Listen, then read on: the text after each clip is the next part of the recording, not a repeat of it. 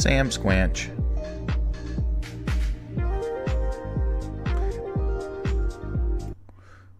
Oh, fuck. Close the goddamn thing.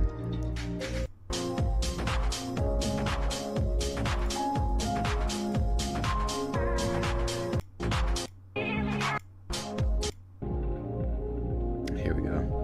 We're back, baby. We're so back.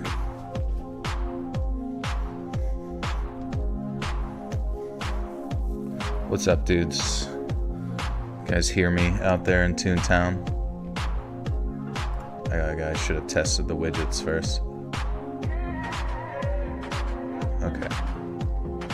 Just testing. That was me testing. Podcast is your soundtrack? Hell yeah.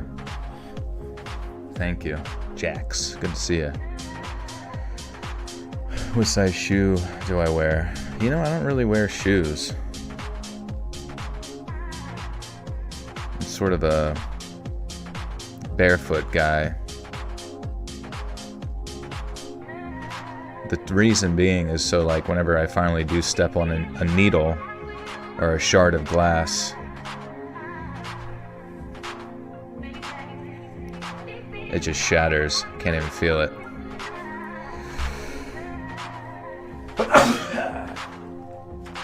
Sorry. I'm allergic to bullshit. But no, that was an actual sneeze. Whew. Jesus himself.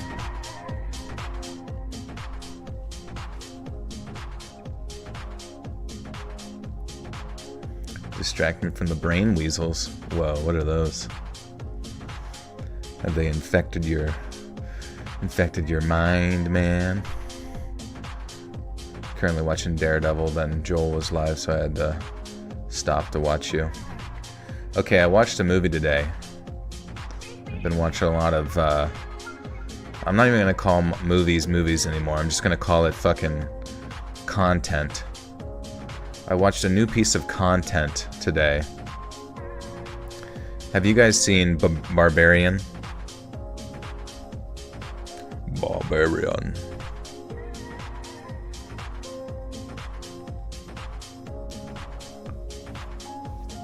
Cause,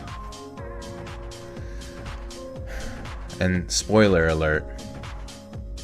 Also, I hope I see the mic peaking a little bit. I hope it's not too loud.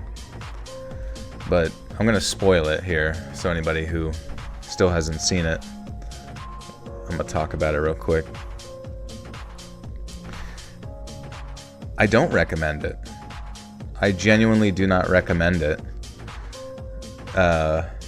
People, I don't know, like, when it first came out, and maybe that was just part of the whole shtick of every time a new movie comes out, everybody's, you know, just very susceptible to, like, viral marketing and saying that it's so good.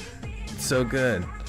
But, like, okay, the first part was good, where it was, like, the girl investigating this very strange, Airbnb.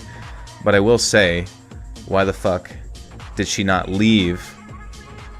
How did she not realize on her way to the Airbnb that it looked like it was in the middle of fucking Chernobyl?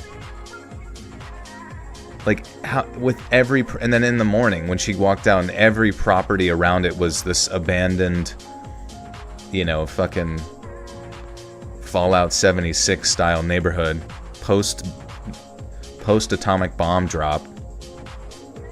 And she's like, oh, that's kind of weird. And this whole experience has been weird so far. It should be fine. Anyways. And then they get to, like, part 2. After, like, some crazy shit. And part 2 is introducing, you know, Justin Long, right?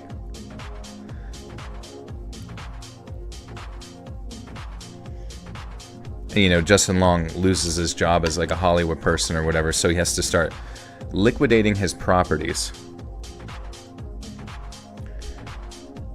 And he just so happens to own the property of that crazy Airbnb that she checked into. But why would he own? Like, it must have been, like, imagine the property value he's like liquidating and, you know, curious of how much he could get for it and all this kind of shit, and he goes to it and it's all fucked up, and the property management people like aren't managing it very well, and they're seemingly unaware and seemingly unquestioning of the fact that like it's literally in the middle of a fucking like Skyrim ghoul village, you know what I mean? And he didn't know that when he bought it. Like, unless he like purchased this property for dirt cheap in the past, I don't know if it clarified that, but it's just like, yeah. And then, you know, his part gets to an insane crescendo, and you're like, okay, it's ridiculous, but I like the pacing of it, how it's kind of like showing all these different storylines, because it gets to a new storyline where it shows you, you know, a guy that's alive during the Reagan administration, right after Carter, and, you know, the economy is doing bad, and people are moving out of the neighborhood, but he's not going anywhere. He ain't going nowhere. Hey, happy birthday, M. And then it doesn't do any sort of character development for that guy. Like, I just love how the writers just fucking assume. They just assume that you understand as an audience member who's supposed to be just like a degenerate fuck monster, right? They just assume that you like looked at the guy and was like, yup, that's the evil, monstrous inbreeder, you know, / kidnapper / murderer. Because they don't do any sort of expounding upon why he does that, because then it like, he goes to the groceries, it shows him like kind of like stalking or not even stalking, but just like imply stalking, but then he, you know, is just like a repairman or something, and that's fine, but maybe he goes into houses or whatever to like suss out places or whatever, but when he gets home you hear screaming in his basement, and then it goes back to the future, you know, where things are going nuts, and that's it. Like, that's all you get as far as like character development. And for the rest of the movie, it just feels like whoever wrote this movie had pressure from their like agent, or pressure from their like editor, or whoever the fuck needs them to hurry up with the screenplay.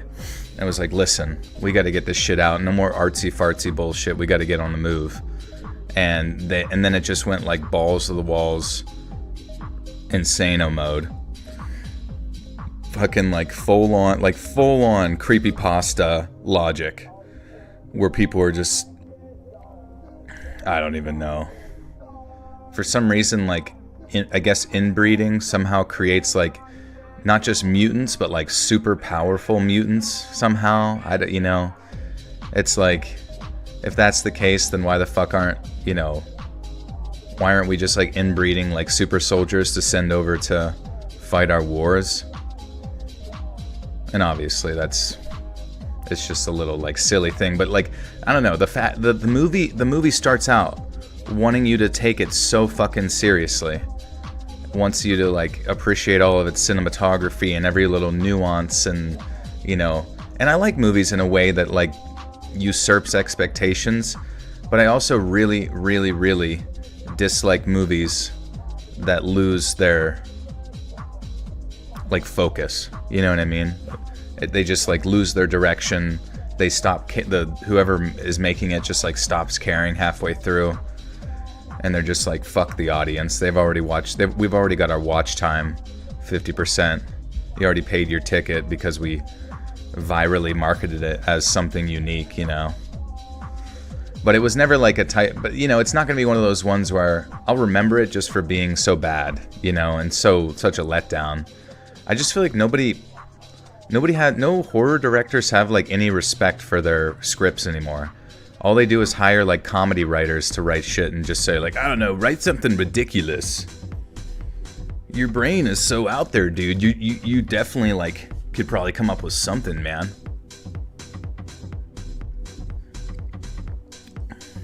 You met no famous bird. Smells like Bigfoot's dick. It smells like Bigfoot's dick.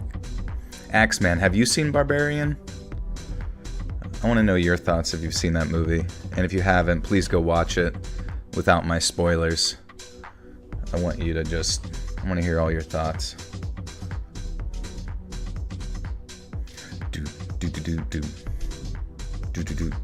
Never heard of it. I think it's on Amazon Prime. You can rent it on there, which is kind of nice. I do miss kind of going to like movies, Blockbusters and shit like that to rent movies, but doing it online sure is convenient. Ever watch Tusk? No, I've heard good things about Tusk though. I need to watch that next. There's a Buttersock fam. Sorry I missed it lately. Had a fire at your house. Holy shit. Sorry about that. Dude, fires are terrifying. I saw this one earlier on Instagram where it was like sort of a split level, 2-story, ranch style, or not ranch style, but split level house. And there was like, in the front left of the house, there was a window that their dog was trying to get out, this like big brown lab. And it was like barking to be like grabbed and pulled out or whatever. But then all of a sudden, like, it got like burned on its like back, and then it just like flies out the fucking window. I was like, "Rrr!" And they like get it, but you can see like the charred hair on its like back, and it's so fucking sad. Because I can't imagine like your house catches on fire. It's just, oh god, it just seems like a complete and utter fucking chaos. Terrence McKenna, huge fan of the channel. You've helped me sleep a lot. Hey, thanks, my man. Appreciate everything that you do. We are mutuals in our endeavor to appreciate the grander universe. I have low T. My androgel arrives tomorrow. Ever tried it? Oh, interesting. I've never tried it. Can you please shout me out? It's my birthday today. Hey, happy birthday, Mr. Art42. Hope you're having a good frickin' day. And I hope you got to eat at least some snacks. But not too much that makes you feel bad, but just enough to feel the happies. Just graduated earlier, now I'm watching the stream. Nice, congratulations.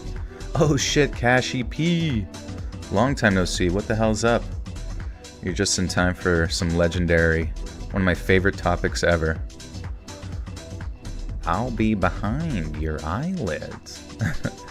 Anyone watch Bad CGI Gator? No, what is that? Lake Placid? I have the Killer Clown song saved in a playlist because it's awesome by the Dickies. I actually, on YouTube, Killer Clown from Outer Space was free. There's actually a YouTube Movies channel. I don't know if you guys ever see it. And sometimes they actually have some pretty decent flicks on there that you guys should check out. They kind of like rotate through them. But yeah, Killer Clowns from Outer Space, and it was about as schlocky and stupid as you would expect. Honestly, I would say, well, I would say that movie is technically better than Barbarian because you kind of know what you're getting into, but I feel like, honestly, at the end of the day, if a movie makes you talk about it, you might as well go see it. You ever seen Fresh 2022? What do you think? I never seen Fresh. What's that about? That movie ruined me for a while when I was a kid. Well, I would always see it. I would always see that movie sitting on the movie rack at Blockbuster growing up when I would go like get games. And there's always stuff like that that just kind of sticks with you, where you like see creepy clowns and you just know as a kid it's creepy and will mess with your head. But thankfully, when you're older, it's not quite as spooky. Have you seen Schmufflemorph? I have not. I hope that's a real movie. We used to scare our middle sister who hates clowns. I love that movie. That's awesome. Big Shark. You never heard of Blockbuster? Blockbuster was like, so back whenever movies were on, VHS and DVD and Blu-ray and shit, which I guess technically they still are, but before the whole streaming services of Netflix killed the game. Well, actually, Netflix was the first service to like, you could mail your, you could like rent movies via the mail, and they never didn't have what you wanted, I remember my parents had Netflix and I had Gamefly. And I remember Gamefly came out like around the time that Call of Duty 4 Modern Warfare, the original Modern Warfare on Xbox 360. That was like the Call of Duty that like changed everything, and literally nothing's changed since then. But I remember that was the first time I kept a GameFly game to the point of like actually purchasing it, and it was awesome. But yeah, turned down a deal with the current CEO of Netflix. Oh, that sucks.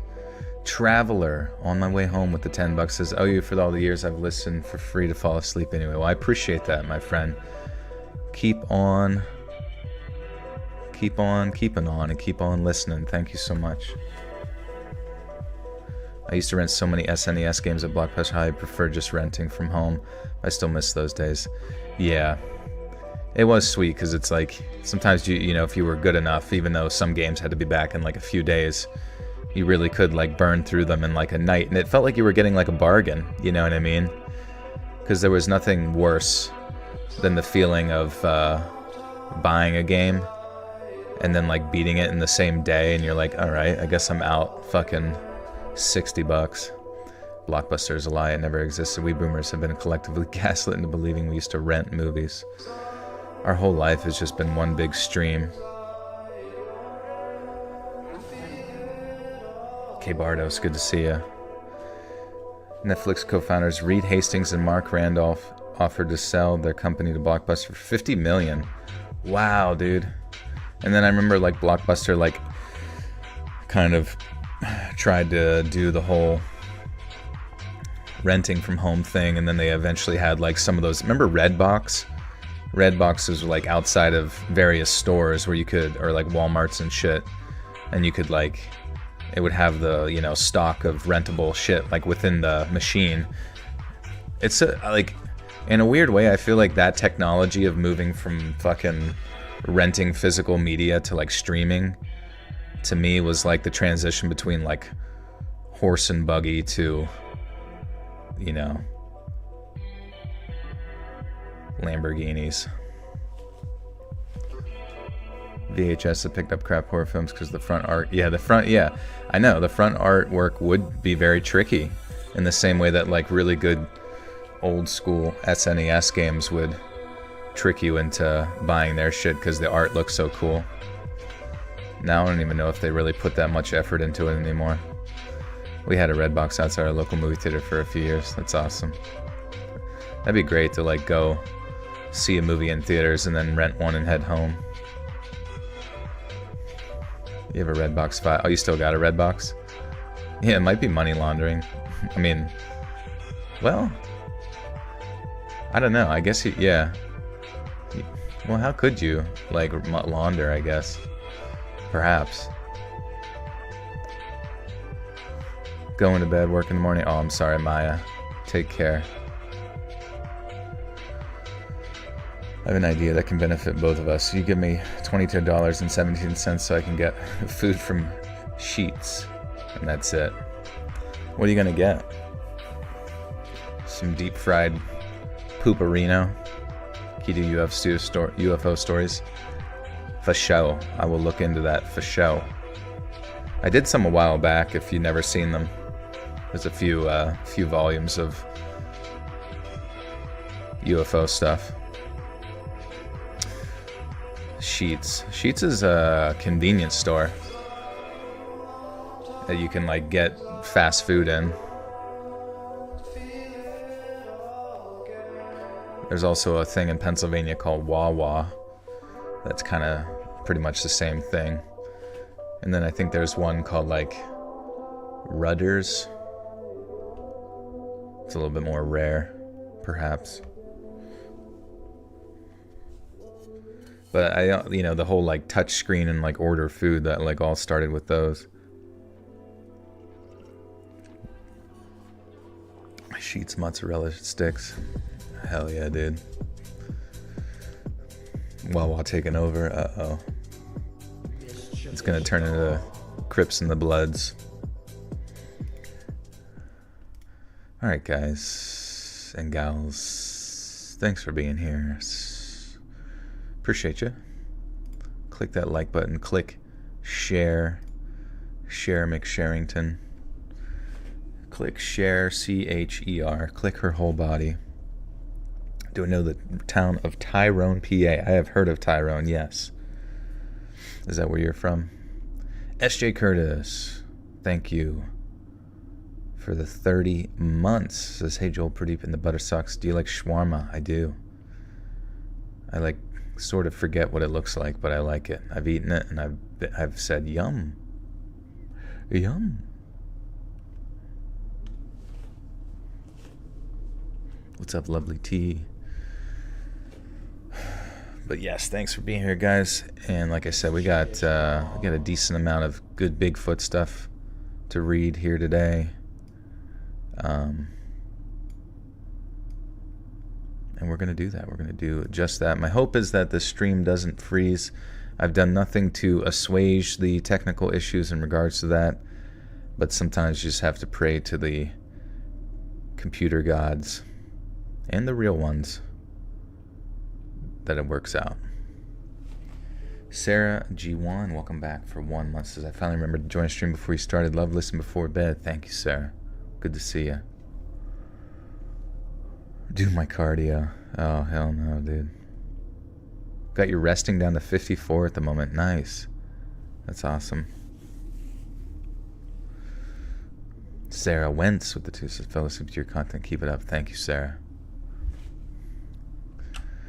Alright, guys, make sure my memory stick is cleared. We're good. Record some 10 seconds of silence. Yeah, get ready to get squatched.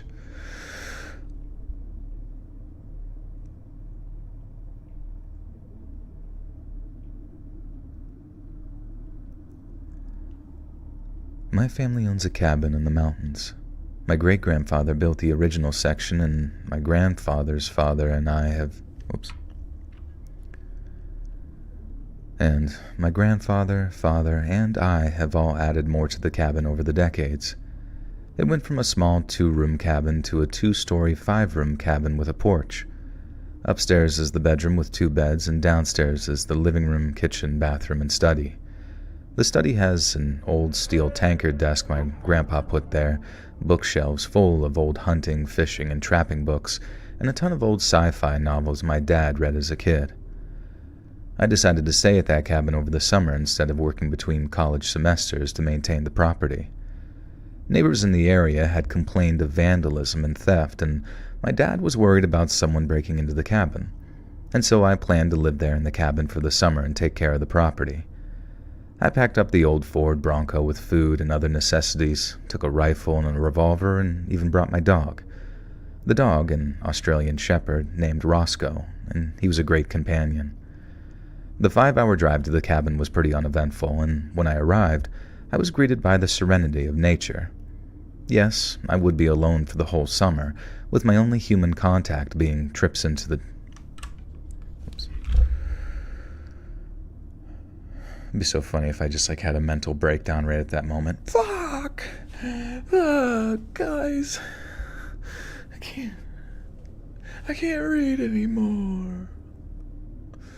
This is worse than going down into the mines. Just down in the mines, mining out pieces of coal to turn into fucking stories. This one's a good one, sir. But sir, no. And whatever little weird short assistant mutant dives down in the mine to get whatever piece of coal I threw back. Sir! Amy, thank you for the gifter, too. Worth it all. Welcome, Worth it all. And Shelbs, thank you for the 2. Says, I have one request. Send pierogies. It's kind of funny, growing up in Pennsylvania, I know pierogies were sort of a thing. But I honestly, as a kid, you just have foods that you don't like. And pierogies, for me, was always one that I just, could not get down with. I don't know what it was, but I don't know if I just never had ones that were homemade or what, but the idea sounds great. Just a dumpling, deep fried dumpling concept with fucking mashed potatoes on the inside, but I don't know. It always appeared as some sort of pustule abomination to me.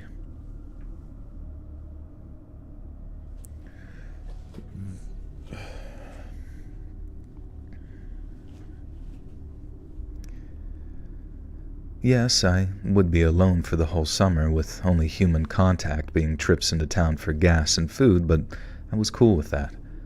I spent the rest of the day unloading my supplies into the cabin, getting the generator started, turning on the lights, and generally settling in. Nothing unusual happened the first night. The next day, I mowed the grass around the cabin, hacked down weeds and small trees growing around the trails, cleaned out deer blinds, and got rid of wasp nests on the eaves of the wasp nests. It's a tough one to say for some reason. On the eaves of the cabin. Are there things called eaves in a cabin? Is that a thing? Sarah Wentz with a 5. Thank you. Says 1.16 million subscribers. Congrats. Side note, pierogies are a Polish dish. Okay, I wasn't sure. I thought it was like some sort of Pennsylvania Dutch or German. Traveler on my way home. Baraska. Did the new Baraska come out? Part 2. Davis Wall, welcome back for 8 months. Says, hello, Joel. Hello. Now I have to check. Someone said Baraska. Now I got to check if Dark Somnium posted it, just to see if part 2, because he was saying part 2 would be coming out, but he's also going on vacation, I think, for a little bit. 1 day ago, the Whistlers. I don't think that's me. Creepypasta intro, Ruth's account, Bill's account, my thoughts. No, I don't think that's it, but he did say it should be out in a while. Have you been playing Elden Ring? I have not. No, I heard there was a DLC coming out, and I respect everyone who's into that game, but I myself am not good enough at video games to enjoy it. It's the overhang on the edge of the house. Okay, so that is a thing. Sweet. I sometimes, I had to throw these into chat BBC to fix the grammar, because most of it's green text stuff, at least for these stories. But I sometimes worry that chat can throw off the old original intentions of the language. Do you leave place markers while recording? You make a mistake? Yeah, so I have a separate 2 mics stacked on each other, one for narrating, and then the one that I record into above it, where I start and stop the recording, and then afterwards I connect it as a drive to the computer, and all of those individual stops and starts are individual files that I can just quickly cut together, cha-cha-cha-cha-cha-cha. I'm like a sushi stuff with that shit. How do you choose or even think of remember the outros? The people on the stream, the Buttersock Cult, actually get to decide what that is. How does Bigfoot deal with ticks? Maybe that's what happened to all of them. They all got Lyme's disease and passed away. I hope we find a Bigfoot at some point. It's one of those things where I'm kind of like aliens, where I'm the government might not want humans to know about aliens, right? But what would be so wrong if about the general population actually getting conclusive evidence of Bigfoot, I don't think that would do no harm, sir. Not none at all. I think that'd be good for everybody. What do you think Bigfoot's doing right now? He's probably fucking jerking off, dude. What else is there to do in the woods? Just find a huge toad and have your way with it. You ever watch the movie The Man Who Killed Hitler and then the Bigfoot? I have not, no. I remember there was one about Hitler or something going to the center of the earth or whatever, and he was riding on the back of a T-Rex or something. I forget. They made 2 of them. I forget what those movies were called. I didn't see them though.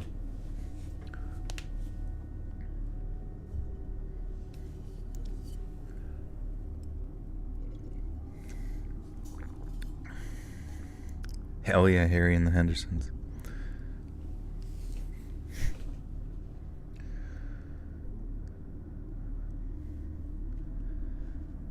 The next day, I mowed the grass around the cabin, hacked down weeds and small trees growing along the trails, cleaned out deer blinds, and got rid of wasp nests on the eaves of the cabin. Roscoe kept freezing and staring off into the woods like he saw something, but then he would just shrug it off and follow me, panting and wagging his tail. I spent the rest of the day cleaning solar panels and checking batteries so I wouldn't need to run the generator for anything except the AC or TV. The TV was an old console style from the 60s, and the antenna didn't pick up anything but static since everything is digital now. However, it had my old NES from when I was a kid hooked up to it, which was very nostalgic. And that night I cooked some Wolf brand chili, no beans because chili doesn't have beans, you heretics, on the gas stove in the kitchen and admired the view out in the kitchen window. That sounded weird. Also, I got fucking like Pradeep hair all up in my nose right now. I don't know where it's coming from. Oh, here it is on my mic. That one meme where it's like you get like a human hair in your mouth and you're like, oh god! And then you pull out a whole fucking clump of like cat hair and you're like, oh, that's cute. Dense Chocoholic with the 5 says, love your channel, all you do, keep it up, have a wonderful night. Thank you, my friend, good to see you. Thank you so much. Chili definitely has beans. Yeah, I feel that. I feel like you gotta give beans time to steep in whatever bullshit that they're steeped in. You know, really give them time to like marinate and like, I don't know, denature, I suppose, to gather flavor and become a little mushy. Because sometimes you go to like, what's up, Jerry? Sometimes you go to Chipotle or like you make a burrito and people, you have like black beans and then the pinto beans. Those are different, right? And I don't know, I just don't like the texture of it. It just feels like dry and just like dry and crusty a little bit. Not necessarily crusty per se, but it's almost like you're eating like a ripe fucking beetle or some shit. And it's like, I'm not Timon and Pumbaa, bro. Like I'm not vibing with bugs in my shit. Soak them overnight before cooking. Oh, okay, that makes sense. Yeah, very gritty. It literally makes me hit the gwitty. Do you practice any religion? I pray, you know, here and there, but I usually mainly use it as just like a crutch. If that makes sense, like where it's like I'm not like, I used to go to church a lot when I was younger and into my college and after college time, but then I just got really like lazy, I guess you could say. Not that I have anything against it, but it's one of those things where it's like I look to it more for like comfort, but I hate the parts that make me feel really bad about myself, you know what I mean? Woke. I got wokeified, yeah. Would you ever consider doing videos with Reddit text on screen, like you read the stories and the subtitles are, oh, it's too small? You know, maybe there's some sort of like AI video editing thing that does that would like make it a little bit easier. But also my workflow has been so like hammered into how I do things. You're a true Catholic. We say we're going to church, but don't go. Yeah, you know, I never did the Catholic thing. I was always, it's not that I was anti-Catholic or anything like that. It's just that I've always kind of, when you look back at like the characters of like the Pharisees back during Jesus's time, at least within the story, I'm not trying to get preachy at all here or anything. I'm just like reflecting upon the narrative. But I look at the Pharisees, and Jesus was very much like against them because they were so legalistic about the way that they, you know, connected with God or whatever, their religion. They were like a religious but also like political power within that region, and Jesus hated that. He was like all about like personal relationship and connecting with God on an individual level, it seemed like. Maybe I'm wrong, but so like when I look at Catholicism, I often see a lot of legalism still present there, and it's like a completely different energy, I guess you could say, compared to like modern Protestantism, not specifically being Protestant, but just like non-Catholic stuff. And that's pretty much it. It's just WWJD, why won't Jesus dance? Just dance.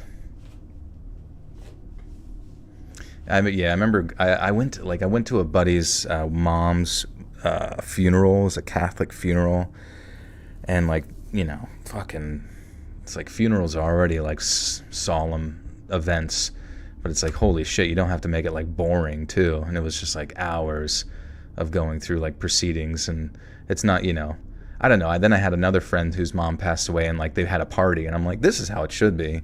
You should be like happy, and even Jesus was like, let the dead bury the dead kind of thing, and yeah. And then I remember the weirdest thing was like, I went down south, and you're so used to like South energy being just Baptist, maybe like fire and brimstone a little bit, but like more so like a sense of like high energy type thing.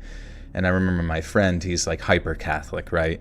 And so we went down there, we were there for like a football game, visiting a friend and stuff, and like we went to he was like going to church in the morning, and I was up, so I was like, I'll go with you.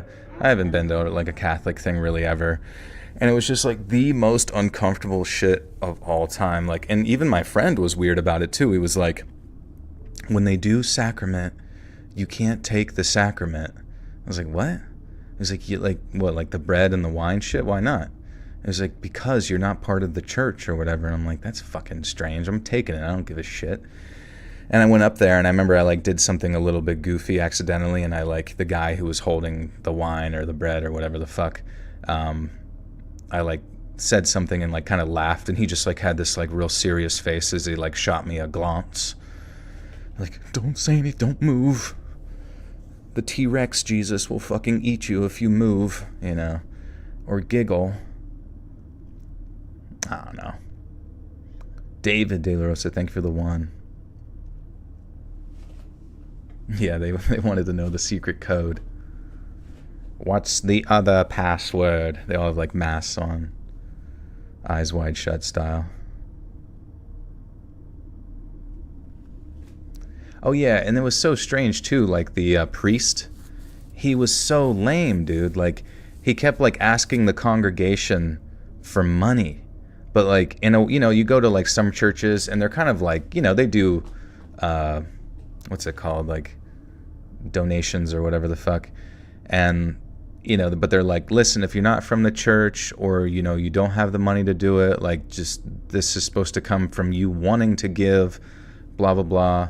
So, it's always like pretty casual, but understandable. It's like they're like pretty much crowdfunding a community, and you kind of get it, but this like Catholic priest, he was so rude the whole time. He was just like, now guys, last time we had a goal of reaching this amount, and we didn't get it. So I don't really know what the deal with that is, but if you could deep a little deeper into your pockets. It was almost like comedic. I was like, is this guy fucking with his, but nobody was laughing.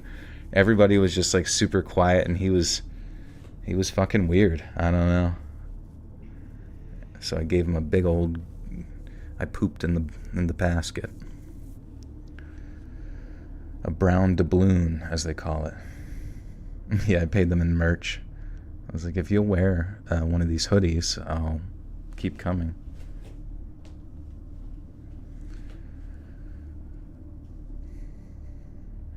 Yeah, we didn't reach the goal. We didn't reach the crowd, the GoFundMe. I spent it all on meth in Europe.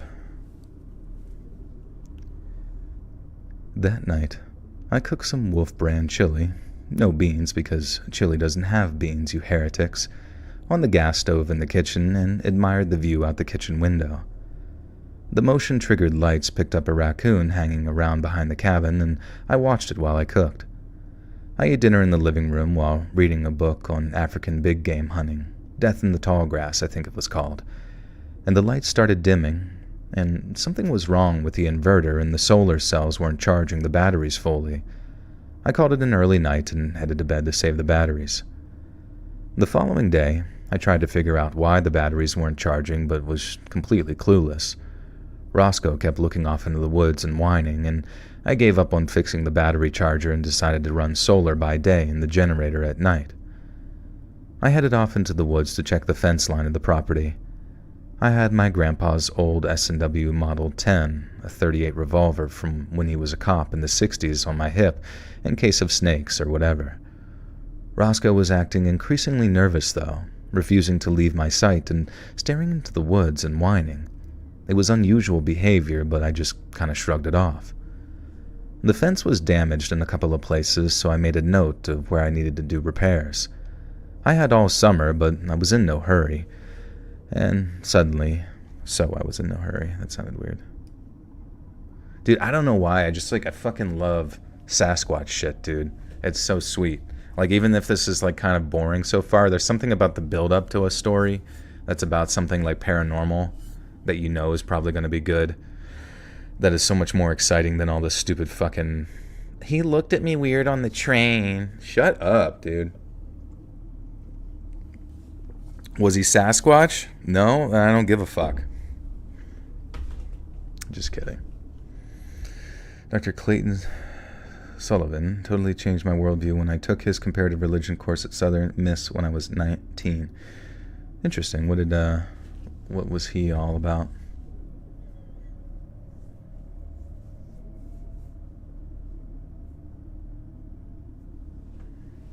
Bigfoot gave me a weird look. You just look over. You don't even care that it's like a giant bipedal ape sitting next to you. You just care that he was horny. He was brilliant. That's good. I mean, was there any particular, like, talking point or something that, or like, I guess, like what it made you feel like or think or arrive at? Number 15. Bigfoot looks over you. Number 15. That sounds like a dream. Yeah, you walk into a gas station, it just like absolutely stinks. Like, what the fuck? And you look to the back and there's just a Bigfoot getting a drink. Getting a Bang energy drink. Like, wow, okay. And now it makes sense. He's Amish. Oh, you became agnostic afterwards? That's fair.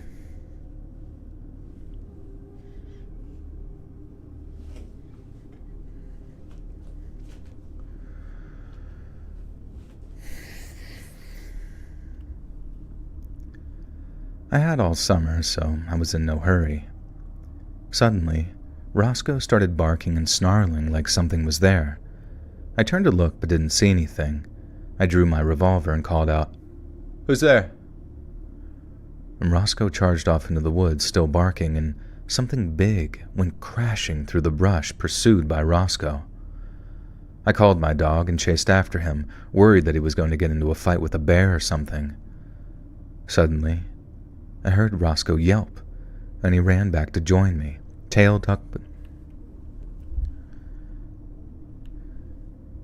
Suddenly, I heard Roscoe yelp, and he ran back to join me, tail tucked between his legs. There was a loud roar, like nothing I had ever heard before, and more crashing in the... Oh, nothing I heard before and more crashing in the brush. Oh, and more crashing, okay.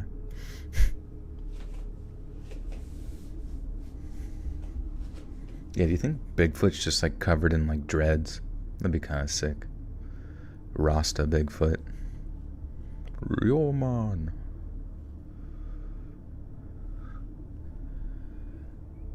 There was a loud roar, like nothing I had ever heard before, and more crashing in the brush ahead. I still hadn't seen whatever the dog was chasing, and at this point, I didn't want to see it. I ran back to the cabin with Roscoe right behind me to load the rifle. It was a Gibbs carbine, basically a sporterized Enfield rifle in .308 with a nickel finish. I had only brought it along in case a bear tried to break into the cabin, not because I intended to actually shoot anything. And with a round in the chamber and the magazine fully loaded, I stayed in the cabin for the rest of the day. I didn't see or hear anything unusual, and eventually I relaxed. I cooked some dinner, I fed Roscoe and read some more of my book and headed to bed, revolver now under my pillow and rifle leaning against the wall next to the bed, of course. And the next day, I set out to finish checking the fence line, taking the rifle with me this time. Roscoe was increasingly nervous, tail tucked between his legs, shaking and growling while staring off into the woods. He was making me nervous too, but I didn't see or hear anything odd. The birds were chirping, squirrels were doing their thing, and everything seemed normal, except for the dog. I started checking the area near the creek, and that's when things got bizarre. The berry bushes were picked clean. Normally they would have berries this time of the year, and I started to suspect that we had a bear in the area, and that's what we had encountered the previous day. There were weird footprints in the mud around the creek, too big and shaped wrong to be a deer or a pig, but there were so many prints that the mud was churned up, and I couldn't get a clear look at any of them. Suddenly, something sailed through the air and landed on the trail a few feet from me. It was a pine cone. What the heck? Another one flew out of the woods and landed on the trail. Somebody was throwing pine cones at me, and so I shouted, "Who's there?" No response. I informed whoever was in the woods that they were trespassing on private property and that I was armed. A large stick flew at me and missed. I threw it back and yelled that I was calling the sheriff if they didn't leave, and they threw a rock at me. Forget this. I flipped off the safety on my rifle and fired a shot into the air. There was dead silence other than the ringing in my ears. I made a show of chambering another round and yelled that I was going to call the sheriff, so they needed to leave immediately. There was dead silence again for a long, tense moment, and then a hailstorm of rocks, sticks, pine cones, and other stuff was thrown at me from the woods. A couple of them hit me hard enough to hurt, and Roscoe yelped when a rock hit him. I still couldn't see who was throwing things. I fired another shot, this time into the woods in the direct direction, into the erection, right into the Sasquatch's boner. That would be funny if Sasquatch actually threw shit. What if Sasquatches were like too dignified to actually throw their own feces? Question: should I name this video Sasquatch Stories or Bigfoot Stories? This is important, guys. Don't mess this up or my YouTube channel is fucking dead.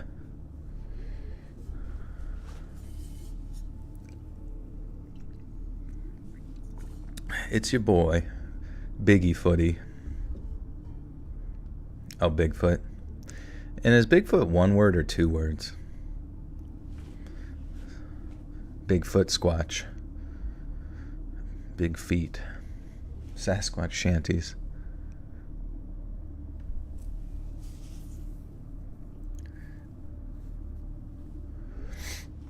You know what? We'll do a little poll. We'll swing on a little poll. We'll do a little poll action.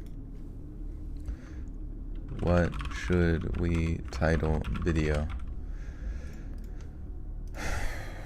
Bigfoot Stories? Sasquatch Stories. Wait, how do I... Fuck. Wait, how do I... Start poll.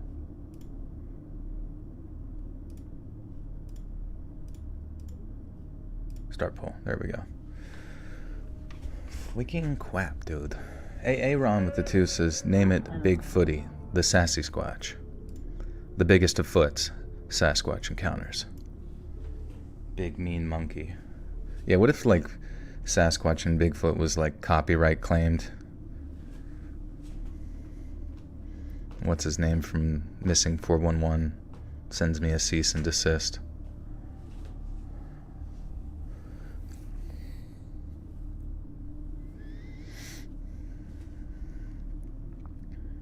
Bigfoot.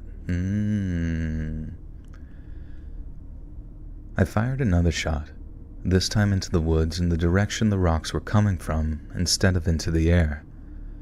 There was that loud roar again, and I said forget this. I was out of there, and I ran back to the cabin with whoever was throwing rocks and things crashing through the brush parallel to the trail, still throwing stuff. Roscoe finally had enough and charged off into the woods snarling. There was an ear-splitting scream, and my dog was snarling and barking like he was fighting something. I started to follow Roscoe, chambering another round in my rifle, but then another rock flew through the air and hit me in the head. And that one knocked me for a loop. I saw that there was blood everywhere, and I retreated back to the cabin and locked myself inside. Roscoe showed up a few minutes later. He was covered in mud, blood, and leaves. I checked my phone and, of course, no signal out here, and I topped off the magazine of my rifle and considered driving into town to call the sheriff. Nah, forget that, I thought. My heart was going a mile a minute, and whoever was throwing rocks should be more scared of me than vice versa. After all, I had a gun, and Roscoe clearly got into a fight with whoever it was. I cleaned the dog up and put some antibiotic on his wounds, and then I checked mine. I had a nasty bruise on my forehead and a small cut, and I cleaned it up and slapped a Band-Aid on it. I was in siege mode just in case that thing returned. I ran the generator so I had lights. I kept checking out the windows while I cooked dinner. The motion-triggered lights went off a few times, but I never saw anything, and I eventually decided the trespasser had enough and wasn't going to come back. I shut off the generator and headed to bed, guns still ready to go, of course. I woke up the next morning, grabbed my rifle and Roscoe, and went to check the property for any signs of the trespasser. The woods were eerily quiet, though. Roscoe was acting nervous once again, and I was at this point thoroughly creeped out. I decided to spend the entire day hauled up inside the cabin. I didn't see or hear anything unusual whenever I checked outside, but it was still eerily quiet. No birds, no animals moving, nothing. And I spent the entire day alternating between reading and nervously looking out the windows. Come nightfall, I refueled the generator and started it before it got too dark outside, then headed into the kitchen and started cooking a pot of canned beef stew. The motion-triggered lights kept going off, but I didn't see anything. Roscoe was whining and acting nervous again. I kept the .38 holstered on my hip and the rifle next to my chair in the living room, and after checking the front windows again, I walked back into the kitchen just in time to see something looking through the window at me. I couldn't tell what it was. I just saw its eyes in a dark silhouette. I shouted, and I drew my revolver, pointing it at the window, and at that moment, whatever it was vanished. Running up to the window, I looked outside as the motion lights went off and saw a large shadow disappearing into the trees. The window was very high off the ground. I walked out the back kitchen door, required to go down a short flight of... Fuck. Dude, that's creepy. Dude, they should make more like Bigfoot... Oh, hey, Master Yoda. Thank you for the 5 gifters. To Shelby, Stacy Ragland, Jess W., Rafaela Pineda, Thessions. That said, welcome, friends. You now have access to bonus content. Joel's got a Bigfoot, if you know what I mean. This is true. I wear size 30 shoes. Clown shoes. Mischievous Poggy.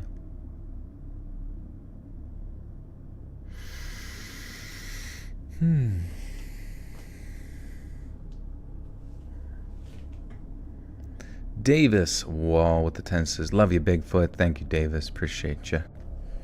Appreciate that.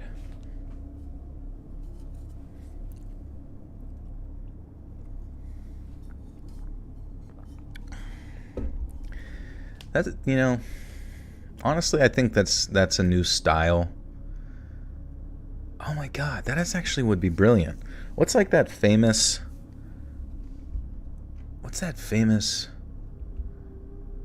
runway show in Paris, France, where they show off different clothing bullshit?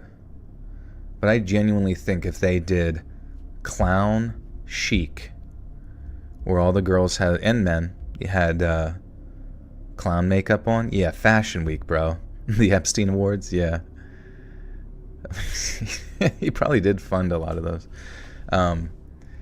But just imagine them wearing big clown outfits, big baggy, colorful stuff with a big red nose and afro rainbow hair and giant fucking shoes. Oh my god, and they all come in a fuck. What if they all come in upstage in a little clown car? Or maybe they don't even have to be in an actual car, but it could just be something that they stroll up on the stage in or something. Or yeah, if Kanye dressed up in clown gear, that would be amazing. Yeah, long story short, yeah, I joined the ICP, the International Clown Posse.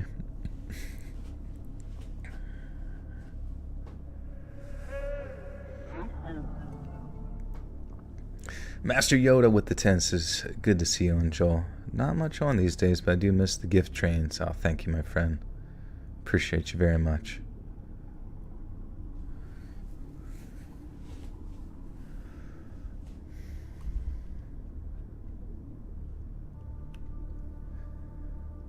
The window was high off the ground, and walking out the back kitchen door required going down a short flight of steps. I'm 6 feet tall and wouldn't be able to look into the kitchen window from outside, so whatever was peering into the window must have been massive. I was convinced it was a bear, and so I holstered my gun again, stirred the stew on the stovepat, and turned down the heat so it wouldn't burn, and then retrieved the rifle and stepped out the kitchen door to see if I could see or hear anything. The lights flickered and the generator sputtered, coughed, and then died. I was left in the dark. I headed back into the cabin, barked my shin. Barked my shin. Is that a phrase? Barking your shin?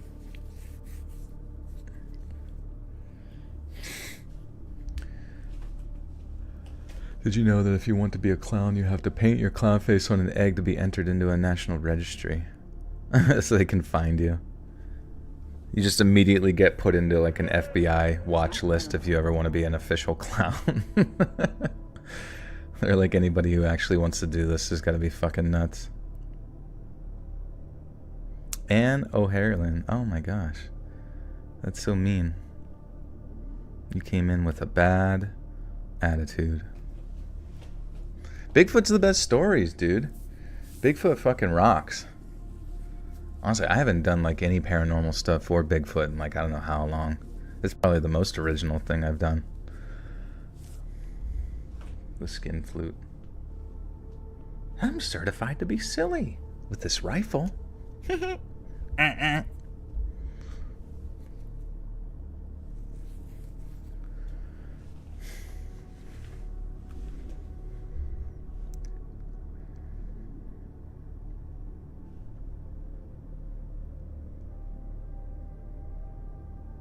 It's always weird to me when like people are like upset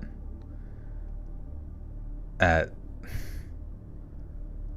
just like my videos, you know what I mean? Or like something as innocuous as like yeah, maybe she's a Bigfoot and she's pissed that Bigfoot are getting represented in a bad light. But it's just like, I don't even know. Like being like coming into like, first off, what's if you're upset about a creepypasta, true scary story, true crime narration channel, and you have enough energy to like type something up that just seems so, I don't know. And then to like to take it a step further, to be like I'm a true scary stories purist. I want to hear stuff about people on buses and trains getting stared at creepily. That's what I want to fucking hear.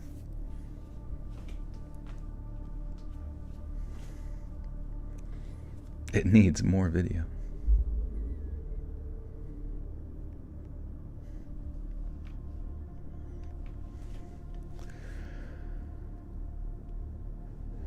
Yeah, all complaints can be directed to Perdeeperson. Perdeeperstein. Dude, he's been like, I don't even know. I feel bad for him, honestly. I look at him and it's like I give him love. I give him attention, but he needs more than that. Like, I so badly just want to let him outside, but I'm so terrified that he's going to get, like, cat AIDS or smushed by a fucking steamroller out in the road, you know what I mean? I should branch into 4chan paranormal stories. I actually have a lot of 4chan stories and stories that are from the 4chan paranormal kind of vibe. Actually, how many I think I have like 12 to 14 volumes of 4chan like on a playlist. How many cats do I have? I just have the one. Is he neutered? He is, yeah.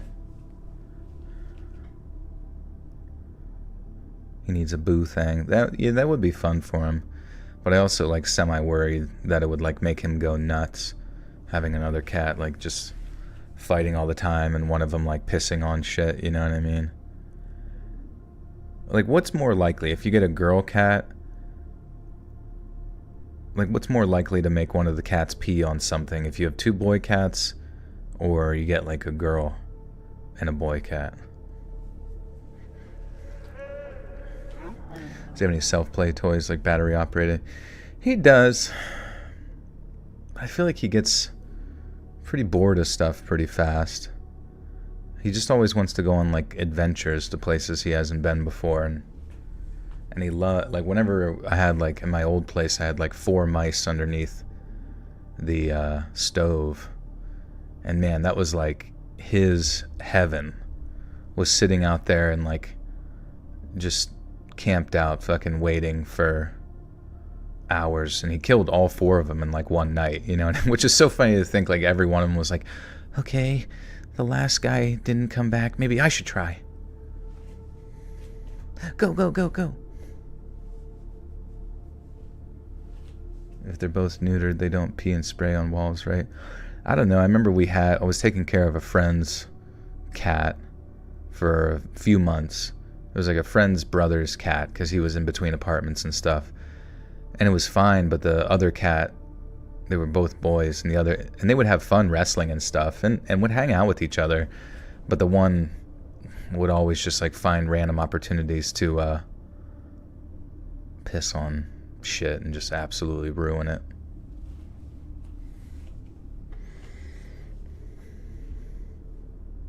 Try to leash. Yeah, I try to leash, and like you go outside with the leash and he just like flops over if he even makes it outside.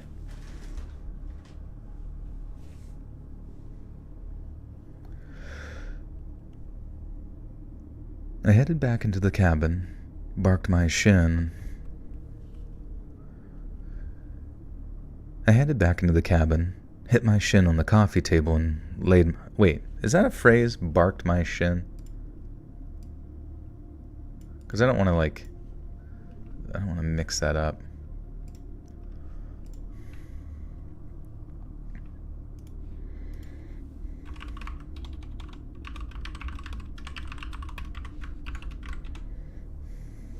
Woof, woof. Yes, barked my shin is a phrase that means to scrape or bruise your shin. Oh, okay. So hard against something hard like a piece of furniture or a rock. The term bark in this context refers to the skin being scraped in a similar way to how the bark of a tree can be stripped off. Okay, that's kind of like what I thought it meant, but it just sounded really weird. That's pretty much what I thought. I'm from Reddit. I go on Reddit a lot, so my IQ is pretty high.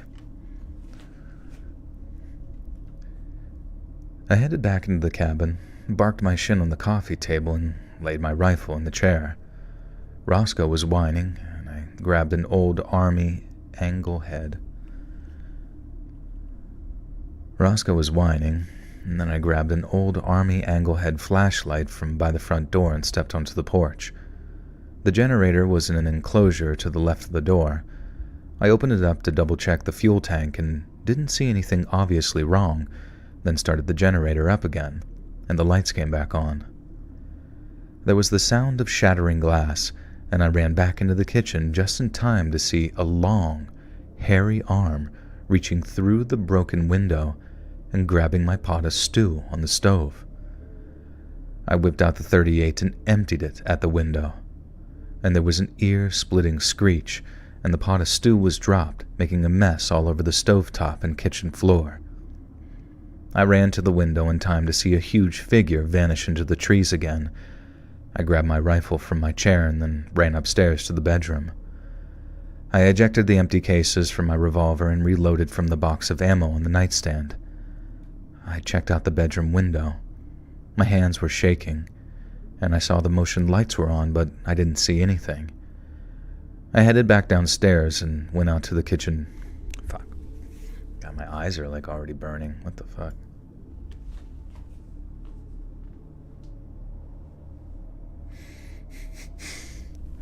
The story's actually about Roscoe, yeah. This is from Roscoe's perspective. This is the imagery, though, like the pacing in the story has been so good so far, I will say. Like, I could totally see this being turned into like a short film or something. You know what I mean? Like, you wouldn't need any narration. You would just, everything would be sort of implied through, like, you know, just non-verbal visuals. That actually would be so good. Bears scream like men. Do they really?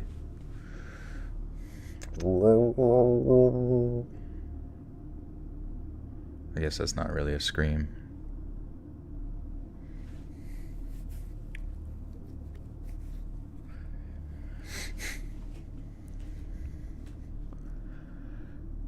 You want to talk about the gym? I didn't go today. I mean, granted, I didn't have anything planned for exercise today, but at least my squat keeps going up.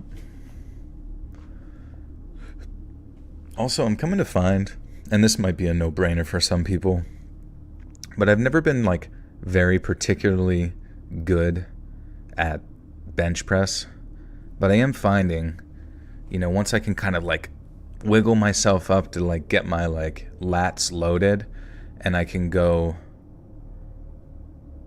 like, if you really control the bench to your chest, instead of doing, like, you know, big boom, boom, you know, bouncing off your chest reps, I find that there's a lot less discomfort in my shoulder from doing it that way. So you, like, control it down, control it, like 3 or 4 seconds, and then at the bottom, don't necessarily, like, try to blast it off your chest, but still keeping everything tight, just, like, still keep that same pace, I guess you could say, up to the top. And there's something about it that feels like my shoulder's not quite as, like, compromised, you know what I mean?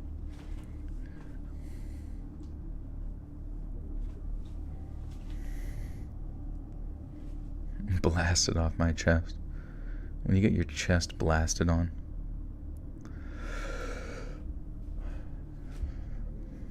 Babes is actually a gym influencer on Instagram.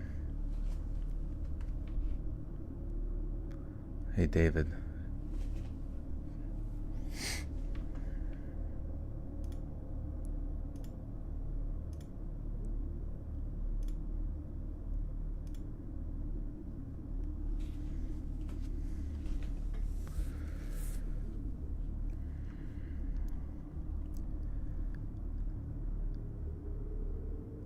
I headed back downstairs and went out the kitchen door. Roscoe was shaking and refused to follow me. I stood at the very edge of where the motion lights illuminated the tree line, shining my light into the woods and shouting threats. Wait, I feel like I missed something.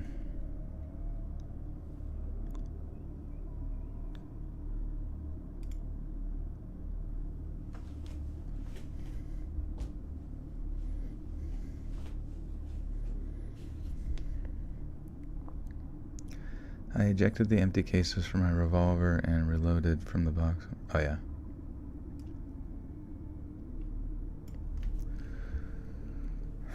Babes is at the gym right now, getting swole.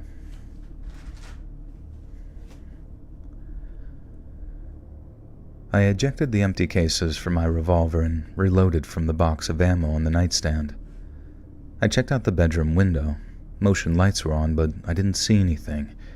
And I headed back downstairs and went out to the kitchen door. Fuck. And I headed back downstairs and went out the kitchen door. Roscoe was shaking and refused to follow me, and I stood at the very edge of where the motion lights illuminated the tree line, shining my light into the woods and shouting threats. Something rustled in the brush, and I caught a glimpse of motion in the beam of my flashlight. Shouldering my rifle, I started to squeeze the trigger when the lights went out. Wait, the lights didn't go out. I could still see the yard lit up, and I turned, and there was something huge between me and the lights, creating the dark spot. I somehow avoided defecating myself and fired my rifle at the silhouette, There was a scream, and something shaped like a person ran off into the woods. I chambered a new round and fired again, and a rock came sailing out of the woods and in the direction of where I saw motion. There were 2 of them. I fired a third shot in the direction of the rock thrower, then drew my revolver and emptied it into the woods. There was another loud roar and something huge crashing into the brush as another rock sailed towards me. I heard more crash.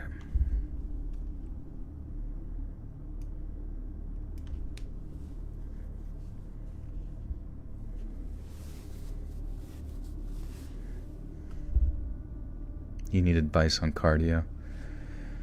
Yeah, I don't know about all that. Just gotta do it. Just gotta find your happy place and do it.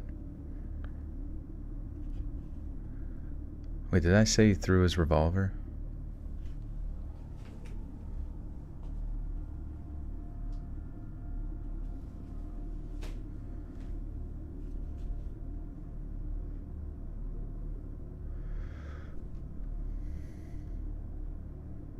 Said I was the cardio king. Did I say that? Yeah, that's not true.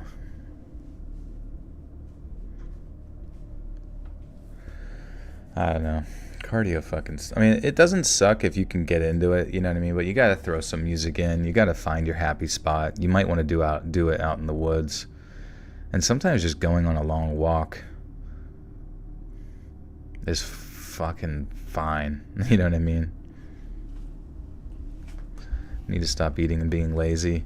It's tough, you know what I mean? Like it's sometimes more about like finding something in the fitness realm that you enjoy. So really at the end of the day, just like trying stuff, you know? And obviously sometimes that's easier said than done, because it's easier to sort of establish exercise as part of your identity whenever your mind is more malleable. But that doesn't mean that you can't find something that you might enjoy.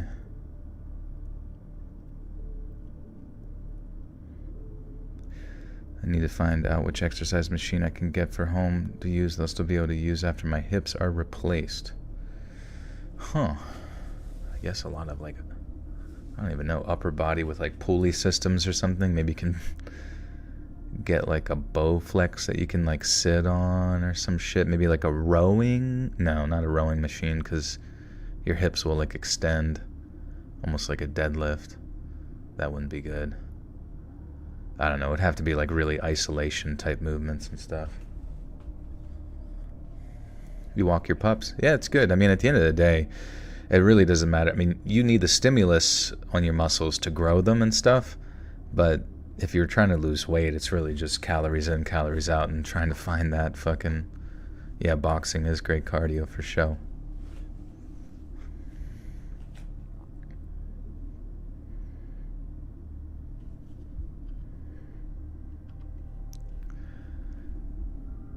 I heard more crashing off to the side where the one that got between me and the cabin ran. Forget this, I thought. I wasn't getting surrounded, and I hauled my butt into the cabin, double-checked all the doors and windows were locked, reloaded both guns, and covered the broken kitchen window with a piece of plywood, nailing it into the wall. There was a constant thumping sound as at least 2 of the creatures were hurling rocks and sticks at the walls of the cabin. I retreated upstairs with Roscoe, opened the bedroom windows, and fired multiple shots into the woods around the cabin. The rain of rocks and sticks stopped, and after a while, the motion lights stopped going off. I heard a weird noise coming from the woods, like a cross between animal grunts and somebody singing without words. I fired another shot into the woods and the noise stopped. I stayed up all night, too afraid to sleep, and the generator ran out of gas at around 3 a.m. and the cabin switched to battery power. The batteries still weren't charging properly, so the whites, oh my god, the whites widowy went out.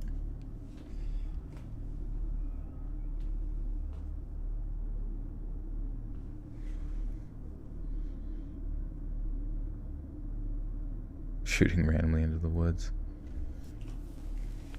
1 second.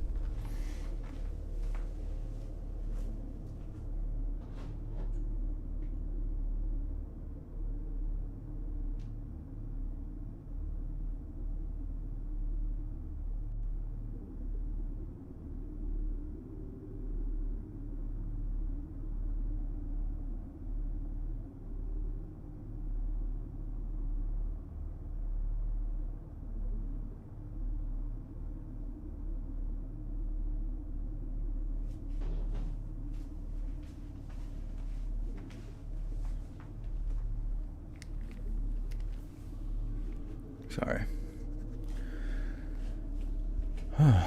Stay in the chats on Howie's podcast. Wait, what are you talking about?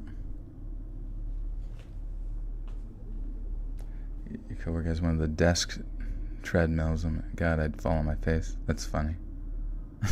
How do you even, like, when you're, like, walking, doesn't your, like, hip shift back and forth when you're trying to, like, type and shit?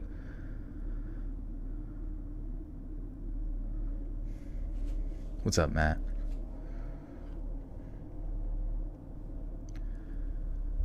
The batteries were still charging, weren't they? The batteries still weren't charging properly, so the lights went out less than an hour later, leaving nothing but dead silence. Dawn finally arrived, and I jumped in the Bronco with Roscoe and hauled ass into town.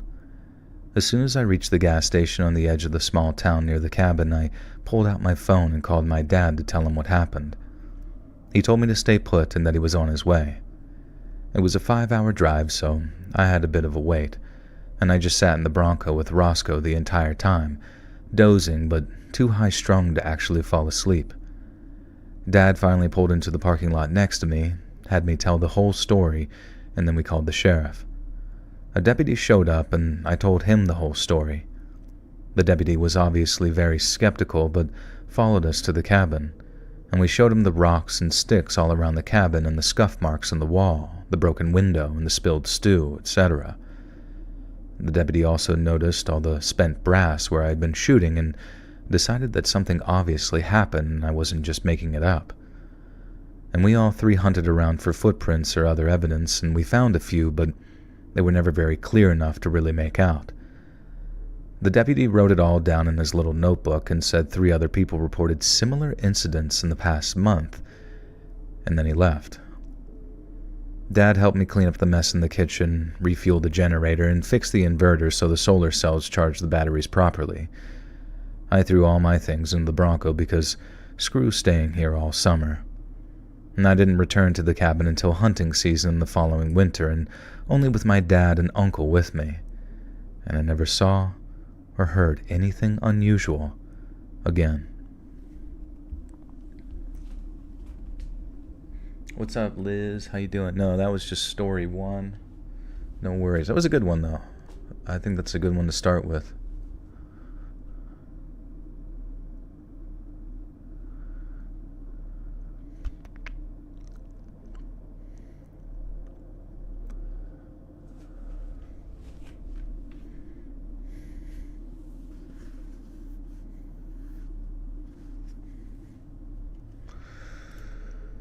Okay.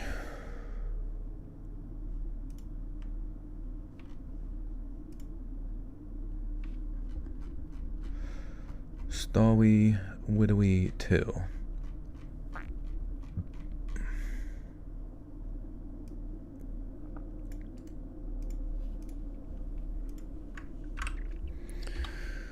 Okay.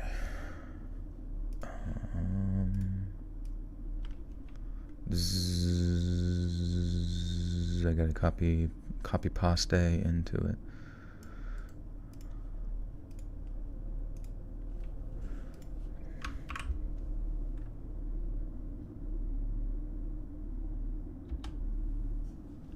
Squatch. Say meow as high pitched as you can. Meow. Meow. Meow. Meow. Meow. Meow.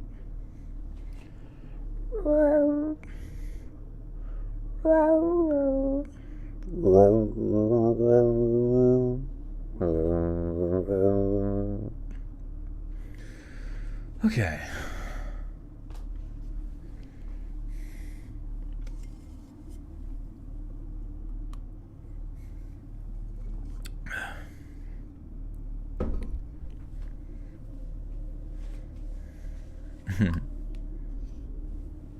It is funny when like Pradeep like hears something on my phone or some TV or something, and he's just, you see his eyes perk up like, what the fuck? What is that? What is that? It's Sasquatch. So it looks like we're sitting at like 61% Bigfoot stories. Do I like Mr. Revenant? Yeah, I think I've worked with Mr. Revenant before, right? Had him on the channel.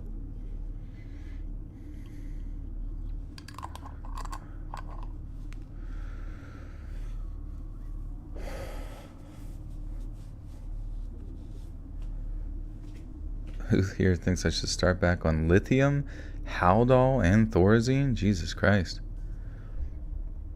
Now you would enter the Matrix like Neo with that shit. Do I know who Mr. Nightmare is? Never heard of him. There's a Red Letter Media episode about a dumb movie called Submarine Sasquatch, and the noise you make sounds like the Bigfoot in the movie. Nice. I was watching one of their things. I think they were covering the new Furiosa movie, and they seemed to be a fan of it, or at least Rich Evans was. I don't know if you guys had half seen it.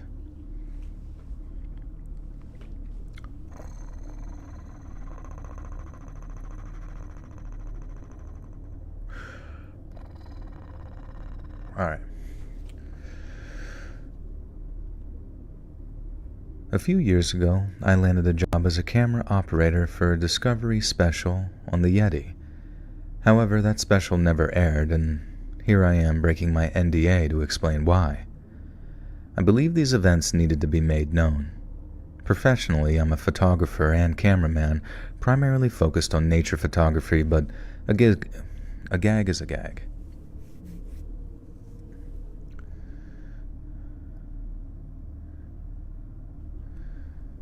Professionally, I'm a photographer and a cameraman, primarily focused on nature photography, but a gig is a gig. I had a friend from college who worked for Discovery, filming for some of their extreme nature shows like Bear Grylls Survival Series. Damn. The Yeti people. I had a friend from college who worked for Discovery, filming for some of their extreme nature shows like Bear Grylls' Survival Series or documentary. God damn it. The fuck? Why are these words too confusing for my brain? I had a friend from college who worked for Discovery, filming for some of their extreme nature shows like Bear Grylls' Survival Series or documentaries exploring Egyptian tombs. At the time, I was primarily doing wedding photography, but I always wanted to try my hand at something like what my friend was doing for Discovery. Luck would have it that he fell seriously ill right before a scheduled trip to Kathmandu, Nepal.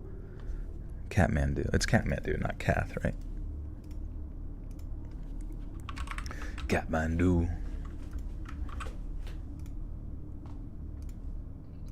Kathmandu. Kathmandu.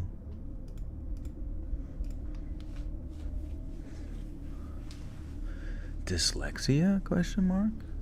Did you forget to take your tranquilizer, Joel? TikTok told me that you should be taking tranquilizer. TikTok told me that you should inject stuff directly into your jugular whenever literally anything strange happens. Are you feeling kind of weird? Do you feel weird sometimes, guys? You know what TikTok told me? That you should just find things at the doctor's office and just put them in you. It's fine, dude. Your body will figure it out. JK. J freaking K. JK Rowling.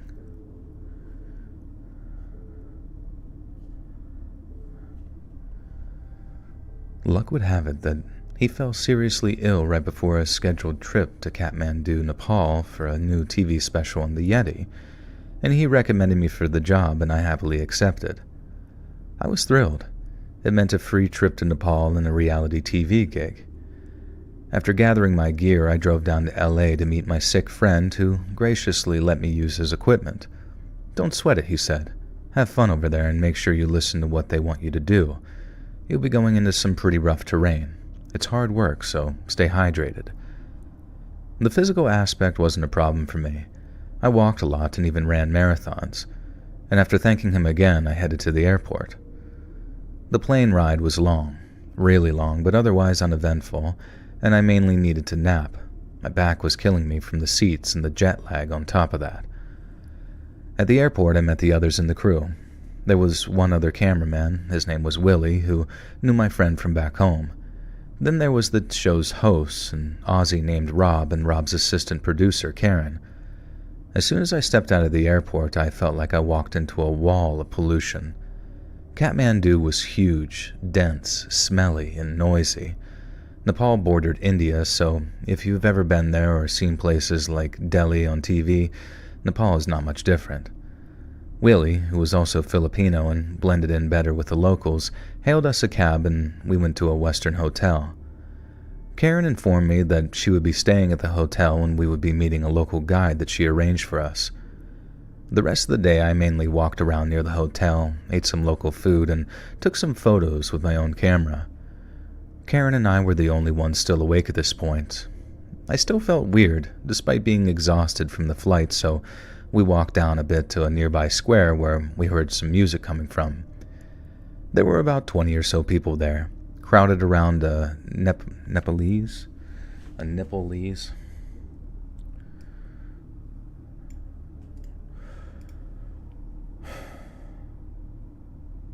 You're known for being awesome and the most perfect girl ever. Whoa, dude.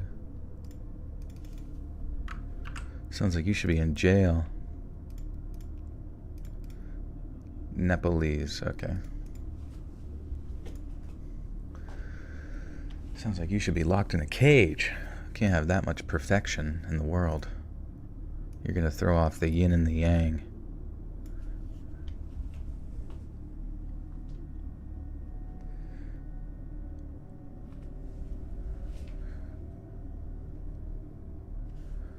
Ink and sound, what's good? There were about 20 or so people there, crowded around a Nepalese man who was dancing in a circle while some other men played drums and an instrument I couldn't recognize. It was some sort of flute. The dancer was wearing a golden silk gown and a papier-mâché mask. The mask was interesting, though. It looked like what you'd see during Chinese New Year, painted bright red with intricate yellow and green patterns surrounding orb-like white eyes and two long fangs that slanted outward from the mouth hole. The mask also had long, bright red hair that covered the dancer's head entirely, so all you saw was the mask and his body. Karen was able to speak a bit of Nepali. Is it Nepali? Nepali. Speak a little bit of nipple. I speak the nipple language. Nepali, okay. Hey, what's up? My name's Nepali. I'm from the Jersey Shore.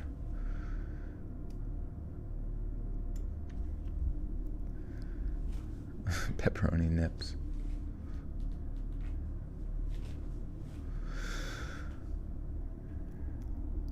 Karen was able to speak a bit of Nepali, and gesturing to the dance, she asked one of the drummers what the mask was. He looked confused at her poor Nepali for a moment and then laughed and simply said, Lake. No, what the fuck?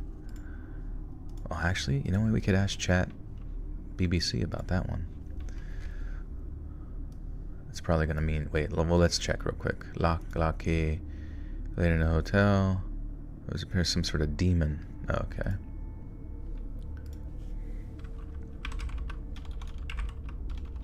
What is Yeti in Nepalese?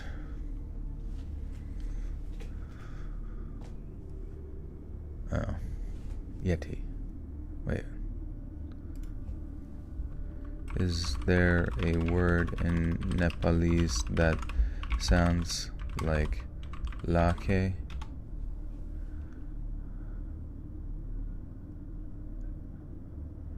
Lake. The lake is a traditional demon figure in Newar folklore and is often associated with the celebration of festivals in Nepal. Oh, cool. How do you say that shit? Oh my god, they actually have it. No! Fuck. They don't have it. They're out of stock on lake.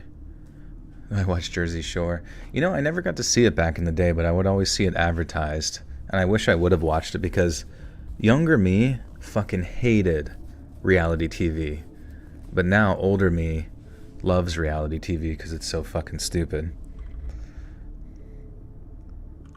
The older I get, the more I just like to brain rot shit, you know? Because I don't know. Back then, I don't know why I took life so seriously. How you say lake? La is in the word lava. K is pronounced with a hard K, sounding followed by A. Day. Okay. Lake. I'm trying to start a YouTube channel, long-form animation, news content. And I feel like there's no way for me to get my videos out there. I posted 3 videos and have no traction so far. Let me look at them. Long-form animation news content. Where are they at?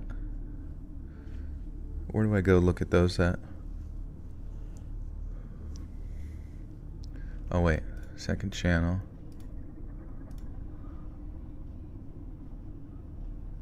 Is it? I see. Oh, here it is. Ink. Oh, that's it. Ink and sound. Okay. 1 second. And then we go over there. What if I just did that? Oh, crap. Double crap. I feel like I have to put like the C first. C/ink and sound. How do I get there? I don't know what the Y what. Ah, fuck. How do we get there? Maybe I just look it up on. See, maybe it doesn't actually exist. That's the tough part. On video quality. Ink and sound. Okay, sweet. Typed it in, found it. Videos. Are these sequels needed? What is up with migration? So the Garfield movie. Well, that's that's kind of a jump in topics, but it's interesting. Hold on, let me click one. Okay. Oh wait, where's the audio? Oh.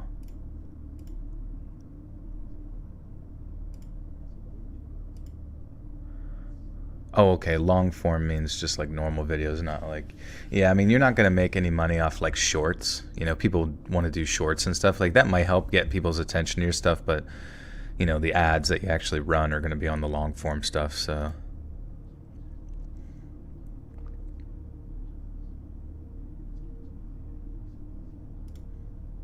but yeah, you know, let's see. This is a good title though. Are these sequels needed? Like, let's see. That's a good title. Are these sequels needed?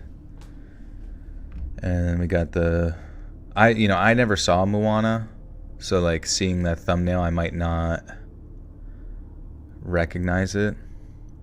Yeah, and you'll keep getting better. You know what I mean? Just keep learning new. Basically what you want to do is watch other people that do what you want to do. Copy their style, copy their editing style, copy their thumbnails and titles, all that kind of shit. You know, it doesn't have to, obviously you don't want to copy it exactly, but, you know, do your little flair on it to make it unique. But obviously they got to where they are because of what they did. So the Garfield one. That one's a tough title, I guess. I mean, even though I kind of get, like, it's almost like implying, like, the movie was rough, which is kind of funny. I heard this movie and Furiosa had like the worst box office openings in like 40 years, even though I heard Furiosa wasn't too bad. But it's kind of hilarious that like 2 movies come out in the same time frame. It must just be an indication of like the general audience's trust of Hollywood at this point, which is hilarious to think, because there's more people on Earth, right?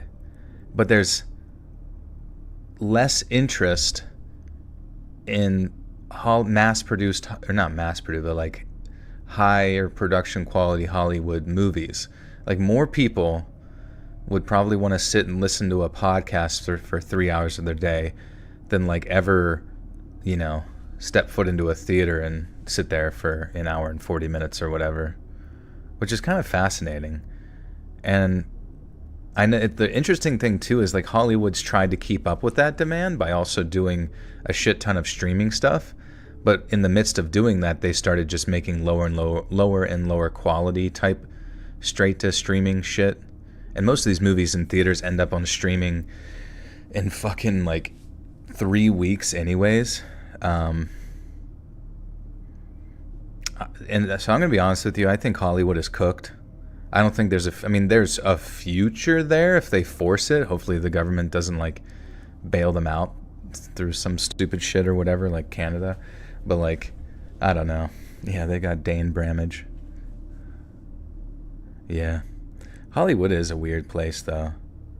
It's just like this strange mix of like abuse with like groupthink ideology. Like they just have so much bad shit going for them, where they like lecture you on stuff, but are like the most abusive industry. It's like the irony in and of itself is almost borderline comedic. You know, I mean, if it wasn't so sad, whatever. Fuck them. I'll take their money. Joel, just look what we are all doing right now. We're watching your awesome live streams that never disappoint when we could be watching Disney ruin Star Wars tomorrow. Oh, right. It's like, wouldn't you rather, like, to me, at this point in my adult life, you know, I'm about to be 34 in like a few days, June 4th. Be here for the stream if you can. Hopefully my thing doesn't freeze. Anyways, to me, having a good laugh or like tickling my brain with a new idea is the novelty that my brain needs, you know what I mean, in my current form. Like, that's why I enjoy watching comedy shit, stand-up jokes, Instagram reels, funny, you know, little YouTube videos and podcasts and stuff. But guess where I don't get comedy from? I don't get any good laughs from any stupid fucking Hollywood movies. I also like to listen to interesting concepts, whether they be about like philosophy, politics, fucking how to like think of cool concepts for writing, how to think of cool concepts for like, you know what I mean? Like just learn about history, shit like that, like, or, you know, learn about people's perspectives and experiences. You know, and it's like the novel experience of like unlocking a part of your brain, or like basically finding a new little slot to put a memory in, you know what I mean, that otherwise hadn't been filled yet because you'd not heard about it before, right? And Hollywood doesn't do that anymore. They have one perspective that they all universally adhere to, and when you don't adhere to their universal perspective, they all come down on you like a fucking bot, you know what I mean? Like a hive mind group of nanobots that has to tear you to shreds like fucking piranhas. And they mainly do it once the body is like already drowned in the water and stuff, you know what I mean? So it's like, I don't even know. You just instantly are. Your Hollywood has lost the general public's trust. That's all it really is. They've lost their trust. There's no coming back. Even the movies that are like supposedly good, you know, those would be like 6 out of 10s. You know what I mean? Like in the 2010 era. That's not to say there was like crazy movies that came out of there, but I don't know. You just know, like you have to go through like you have to jump through like multiple hoops before a movie's going to even be good nowadays, let alone be like The Shining or something like that, or Saving Private Ryan, or fucking Gladiator. You're never going to get Gladiator again. You might get Gladiator 2, but it's going to be some bullshit. You know it's going to be some bullshit or some forgettable nonsense or whatever. I don't know. It's whatever. And that's not a problem, honestly. The human experience is going to continue forward in a new medium, and that new medium is interesting, user-generated, you know, content that exists within a streaming style service. yeah. Stick to any movies like John Wick 4, Old Boy, or dude, John Wick 4. Yeah, John Wick knew what it, you know, it knew what it set out to accomplish. You know, it's just like, let's go to the movies and fuck shit up, get into cool choreographed fights. You know, and the funny thing is, back in the day, that wouldn't be too impressive. But because people are so used to like dog shit and not just having like a nice, peaceful experience at the movie theater, nowadays, like people get on their knees and suck John Wick's toes because it's just like such a welcome fucking thing. We need an honest to God Hellraiser reboot. Yeah, I don't even know. I've seen, isn't there like 2 new Hellraiser ones? Or what movies actually scare you? Maybe like war movies or something. It's I remember the last one that really scared me, I guess, was The Ring when I was younger, though. But I'm also like kind of sensitive to like scary movies in the sense where I'm like, ah, making noise, screaming and throwing popcorn. But then, like the Conjuring 2, I still like, as soon as they introduced like the nun character, that one, that fucked me up, yo. Learned that there was a Hellraiser 8, as there should be. Yeah, I've watched pretty much all the Leprechaun movies. The only new Leprechaun movies was Leprechaun Origins, which the trailer looked terrible. It didn't even have Warwick Davis or like a little, midget leprechaun. It didn't have a dwarven man as the bad thing. It was like some sort of werewolf lichen type creature. And then there's Leprechaun. Who all seen the leprechaun say yeah? It was like some sort of reboot or whatever. Or Leprechaun Returns.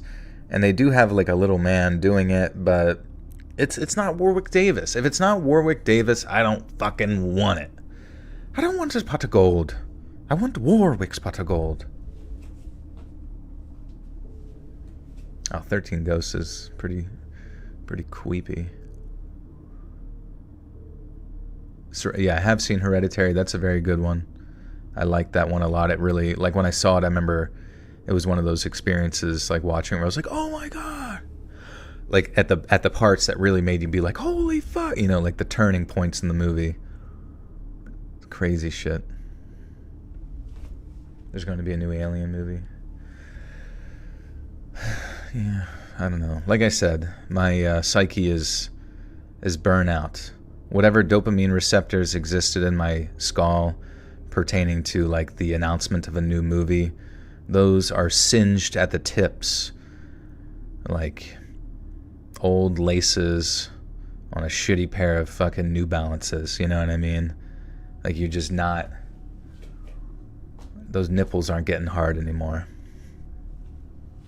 Have you seen The Wailing? I've not. Is it good?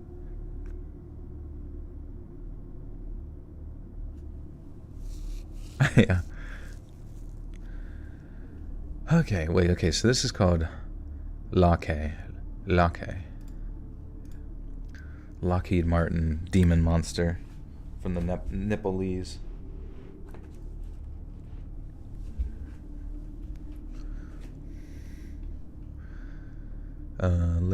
Oh yeah.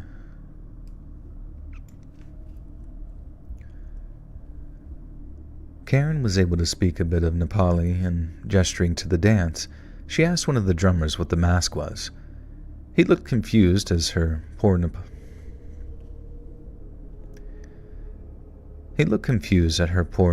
for a moment, and then laughed and simply said, "Lakhe." Later at the hotel, I googled on the brutally slow internet what a lakhe was, and apparently it was some sort of demon from Nepalese folklore that protects townspeople. I shut off my laptop and then managed to get a nice long sleep. The next day we met our guard, Sherpa Johnson. Hey everybody, I'm your Sherpa Johnson. Sherpa Todd here, fellas. What's going on? And this is my fellow Sherpa Craig. He's going barefoot today. It's part of the meditative experience of climbing up one of the highest elevations on Earth. And he's like, is he sure this is a good idea? Listen, your body is only temporary. Sherpa Chad. Sherpa Chad. Holy shit.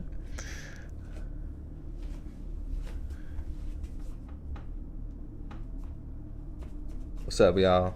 I'm Sherpa Jarrell. I'll be honest with you, I don't know where the fuck I am, but we'll figure it out. The next day, we met our guide, Sherpa Harish. He was from a village about 8 hours northeast of Kathmandu, going up into the Himalayas. We put our equipment into a rented truck, and then up we drove through the city, and then the poor slum suburbs beyond, before finally reaching mountainous farmland. Rob got Willie to film him interviewing Harish for a bit as he drove. Harish told us that he had seen glimpses of the Yeti as a boy, and the beast left footprints in the sand near rivers and streams. Many of the villages near him had reported sightings too, but often some kids go looking their own way. Oops. So, yeah. Hey everybody, it's Sherpa Derp. How much weed do I smoke? I'm thinking about getting some for my birthday, but I'm kind of curious how south that might go.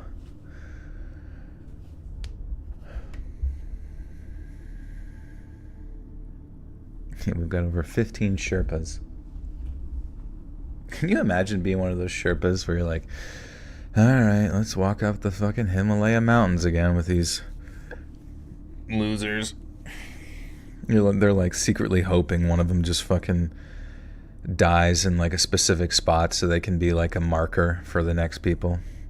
When's my birthday? It is on next Tuesday, June 4th. I'm going to stream on it, so be there or be square. Who all watched the first episode of Willow that came out last year? Dude, I heard they took Willow literally off the streaming services, which is... whatever, dude. Like, sometimes I'm almost like cheering for the failure of some of these people. Not Warwick Davis, God bless him, but just like the mega corporations that have ruined media. But at the same time, I guess it's just such a sad expectation, you know? June birthdays, baby. Yeah, that's all I can pray in my life, is that my corpse becomes a landmark for future humans to pay thousands of dollars to do a stupid thing.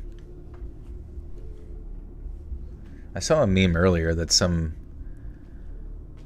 billionaire was paying something like bringing like a $20 million sub to go down to where that Titanic sub imploded, just to show that if you have the right equipment, it is safe to go down there or something. Like they're trying to like, guys, we need to save face with this. The last people got squished into the size of a penny. But I think we can earn back the trust of the general public, especially the rich ones. But it would just be so funny if he goes down there for a second descent and just gets squished. How long did it take you to be successful at narrating? How long you've been doing it, man? I would say I started in 2014. I discovered creepypasta within like, well, you know, we can go back just to, you know, I always love to reflect upon history. Let's see. Oldest. So yes. Yeah, so I was like for a solid, well, let's see, my first ever creepypasta, well, actually what the heck, I guess that was my second or third video. Oh my god, you guys want to hear me when I first... This is from 2000, dude. This is from almost 10 years ago. I was a different human being at this point. Wow. Wow. You guys want to hear it?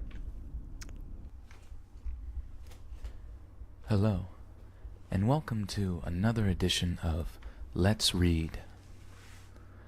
Today we will be reading Creepypasta. Creepypasta. Today's reading is entitled Piss and Poop. Demonic Dreams. You wake up in a cold sweat. Pile of cum. You always do.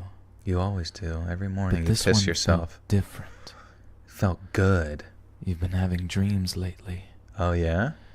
Dreams that didn't make a lot of sense to you. Dreams that you They wouldn't were want to always the repeat same, to others, or you'll but go in to different jail. places. I sound so little. always ended I up the sound same. little. A slaughter from an unknown I was 3'6" assailant in this video. and a pool of blood around your feet. It started 3 years ago. What was that? When you had the Did you hear that? The way I said that? years ago. What? It started 3 years ago. Started 3 years ago. When you had Like the I'm one just chance to change your life. suddenly changed accents out of But nowhere. you didn't. But you didn't. February 14th, 2010. You come home from school with a cool breeze behind you. All right. Wait, what's the ending? I want to see how like serious I get at the end. And in front of a firing squad. That's how the story ends, in front of a firing squad. Oh my God. You are sentenced to death for the murders you've committed. All right, perfect. Thank you. Thank you, 24-year-old Joel. You rock. Thank you for starting this YouTube shit and sticking with it.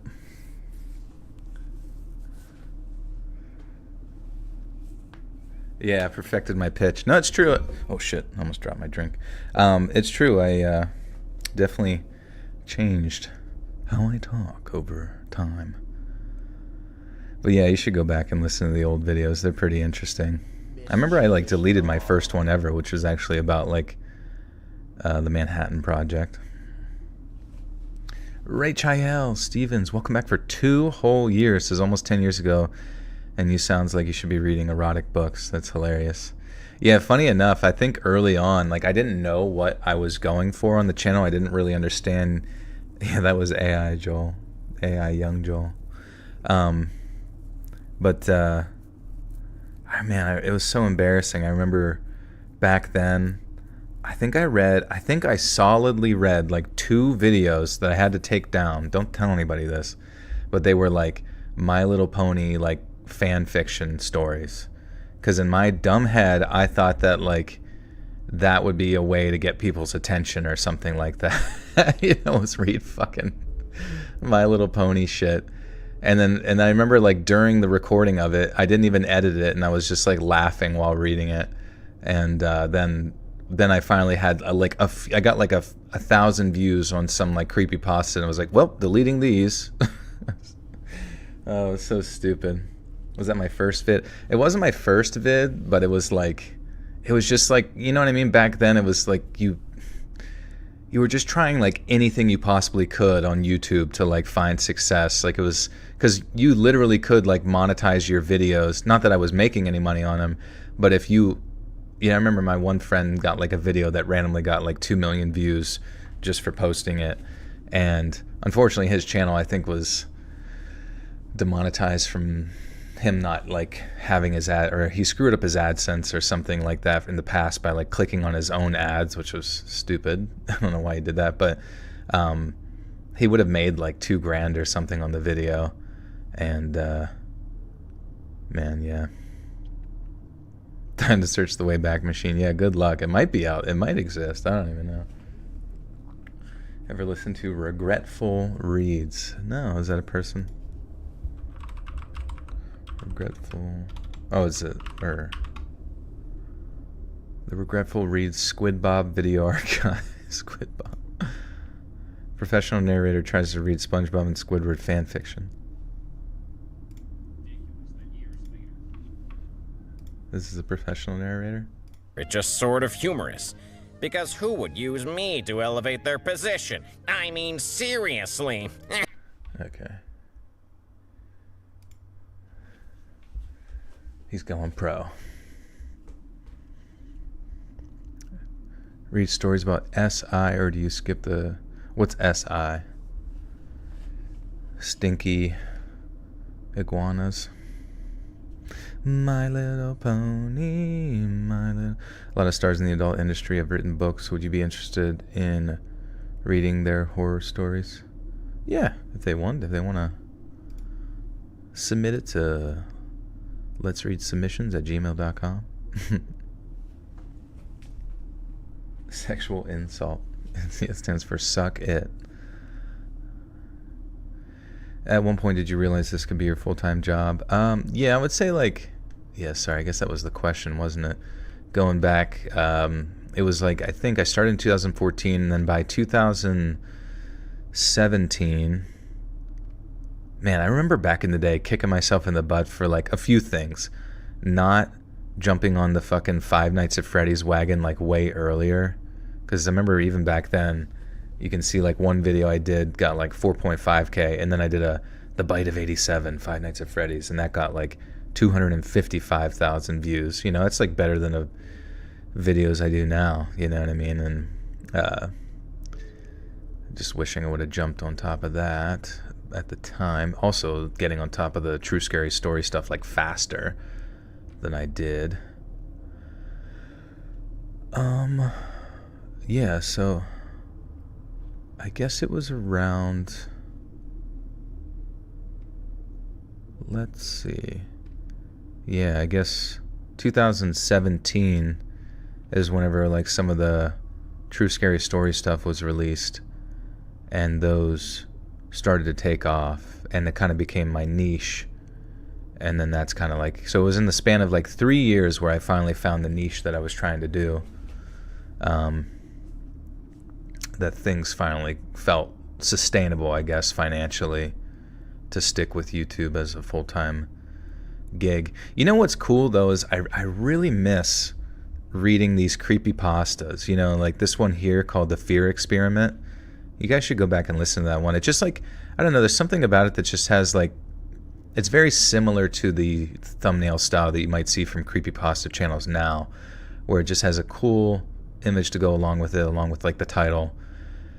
And I don't know, there's something about them that just like looks so much more like you're looking at a catalog of like stories in a library, and something about that just seems like much more aesthetically pleasing to me.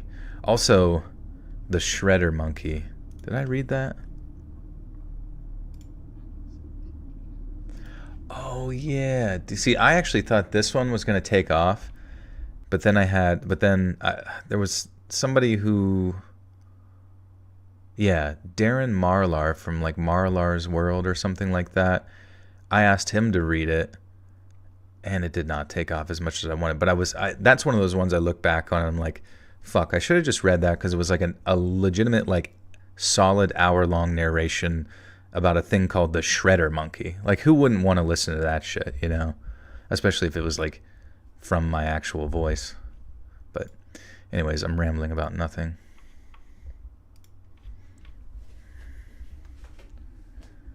Yeah, my early smut helped launch things off. Alright, let me keep reading these Sasquatchian tales. That's what I should name this video. What story are we on? Out of how many? This is story 2. How many? Me no sure. Me no poly sure.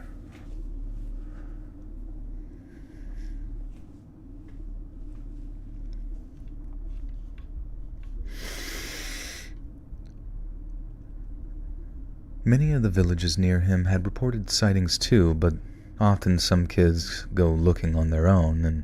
Wait, what? But often some kids go looking on their own, he says, but... Why does that not sound like English? Can I sing? Not really, but I always kind of wish I could take some lessons. Like, I wish someone could teach me how to sing, just in the sense of, like, I can feel whenever I sing that my voice could sound nice in a sing-songy fashion, but you also kind of need to know how to do that. And sometimes when I do it, I just do a trucker voice. Hey, Phil Ribel, hope I'm saying that right, with the big 25 buckarino, says thanks for sharing your come up success story and showing us 2014 Shades of Grey, Joel. You definitely get me through my work days and also inspiring me to take a shot at starting my own narrating channel. Absolutely, yeah. Yeah, and try, there's always ways you can, like, do things a little bit differently. Like, I always reference more recently that Lighthouse Horrors channel. Like, they took creepypastas and kind of, like, added a little bit of, like, Mr. Ballin, sort of in front of the camera style presentation, along with a lot of visuals as well in their B-roll type stuff. Doesn't mean you have to do exactly that, but, like, if you want to do it, might be worth doing it right prior to Just like getting all your eggs in a basket, or all your ducks in a line, I guess. Getting the plan figured out prior to like really kicking things off. But at the same time, that doesn't mean that you can't like start like a side YouTube channel just as a place to like experiment for a while till like you start your like official YouTube channel that really has good like algorithmic presence, you know what I mean?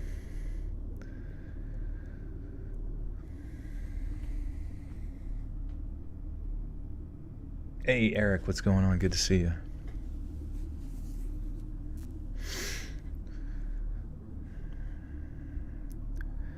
Many of the villages near him had reported sightings too, but often some kids go looking on their own, he says, but mostly they get lost out in the dense mountain jungle. Sometimes they'll come back with scratches and bruises, usually from falling, tripping, or even sometimes bites from snakes. Harish continued explaining that the local legends of the Yeti became world famous when Western explorers began coming to Nepal for exploration, mainly around the early 20th century. The myths exploded as more mountaineers came hoping to catch a glimpse of the Bigfoot cousin on their climb up the various mountains. The most... God damn it. Dude, I swear to God, I've just like had like cat hair stuck in my fucking nose the whole goddamn time, and it's like I can't get it out. It's so fucking annoying.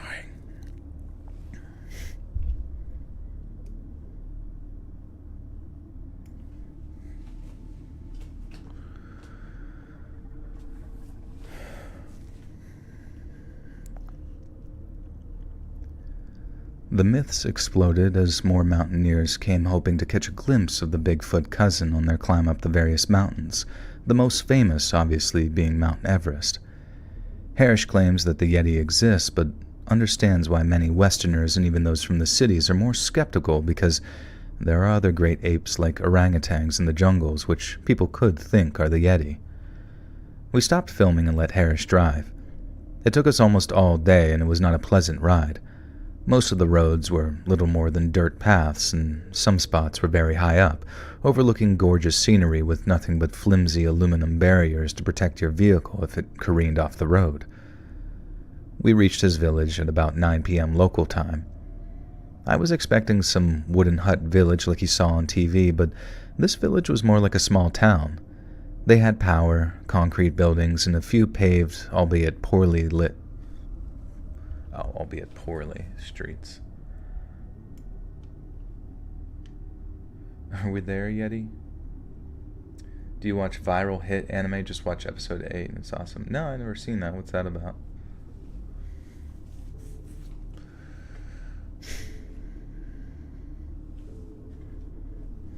Sidetracked in nostalgia, yeah. Oh, yeah, I don't know. It's weird sometimes to think like people say like, will you be doing, because people are so used to like YouTubers being around. Well, I guess technically it's like YouTube is for most people in the sense of like it being a career hasn't really been around long enough to see people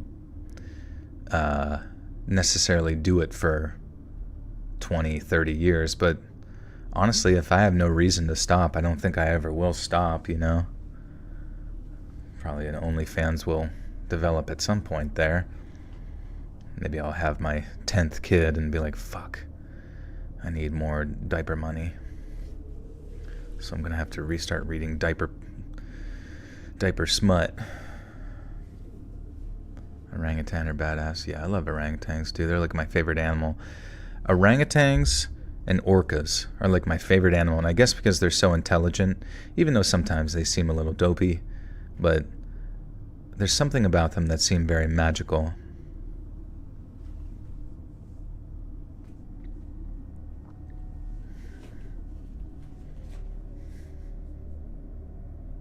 Viral hit is about a high schooler that makes a YouTube channel about fighting bullies. Like he gives advice, or does he actually go out there and like videotape himself fighting? Because that's like one of those things where if it's actually about having a YouTube channel, I can imagine YouTube would like demonetize that channel instantly and his channel wouldn't last very long.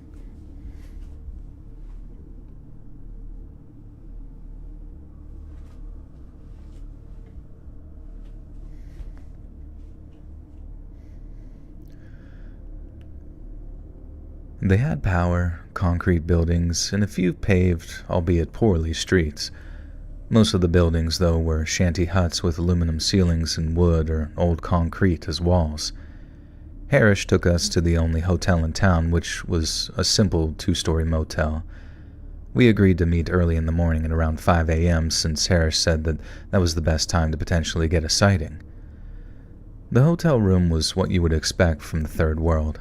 A bare-bones mattress that was right on the ground, a hole in the ground with a plastic cover for a toilet, and a hose with a nozzle for a shower. Luckily, the motel restaurant served some decent chicken. I managed to get a few hours of sleep, but slept in my clothes as the nights got very cold that high up in the Himalayan foothills. God damn it. What's that?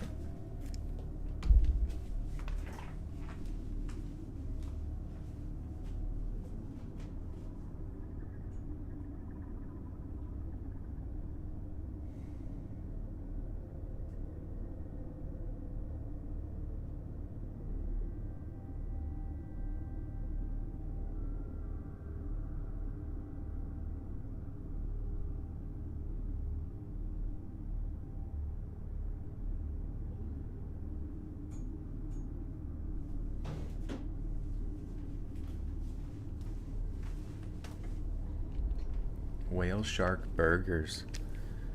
You ate those?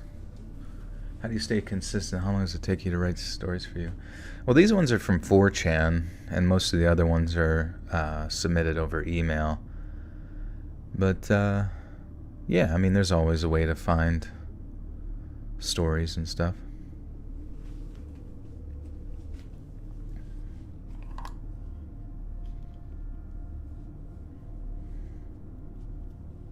Get your whale shark burgers here. Extra. With some chipotle mayo. Make like a cheesesteak out of it.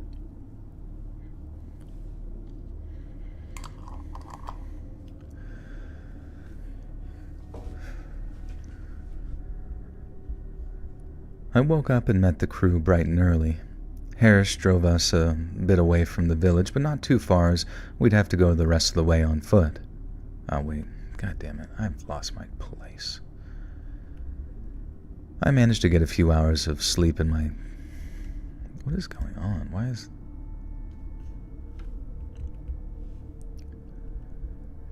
I managed to get a few hours of sleep, but slept in my clothes as the nights got very cold that high up in the Himalayan foothills. I woke up and met the crew bright and early. Harris drove us a bit away from the village, but not too far, as we'd have to go the rest of the way on foot. He said most sightings are near a stream that runs at the bottom of a gorge. However, the Nepali government... Nepali? I don't even know. You know what's kind of weird to me? Just how bad, like, autocorrect and shit still is on iPhone and stuff. Like, how is it that bad? Or even just, like, trying to comfortably, like, copy and paste something on your phone where it's, like, varying stages of, like, touch.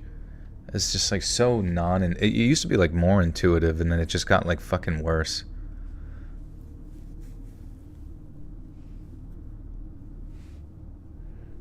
Elephants are your favorite? See, that's the issue so long as I hate elephants. I'd make all of them into burgers and wear their tusks as high heels. Just kidding. Are you ever afraid you reread a story and just forgot? I could imagine. I mean, I think it may have happened before, but usually I can, like, as I make it through the story, I'm like, this sounds familiar.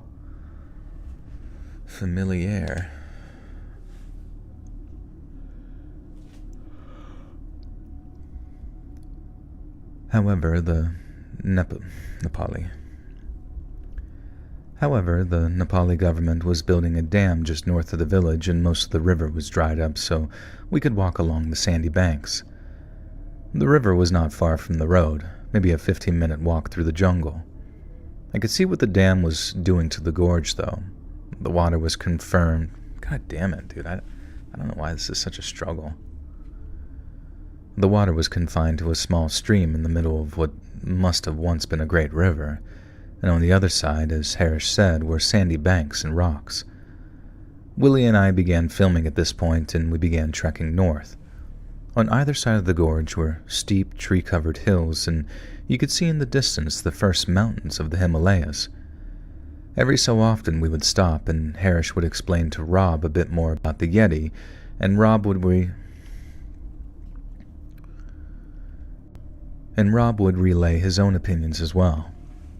Harris would point out various animal tracks, including bears and even a tiger, so we had a reference for when he showed us the real Yeti footprint up ahead.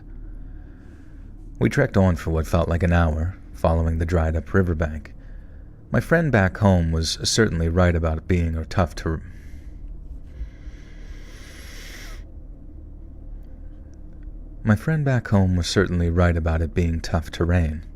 I considered myself pretty fit, but even this was getting tough as we kept going uphill. Eventually, we hit a turn in the river, marked to my right by a steep cliff face. Dude, I can't tell if I had like food earlier, and I don't know what the fuck's going on with my head.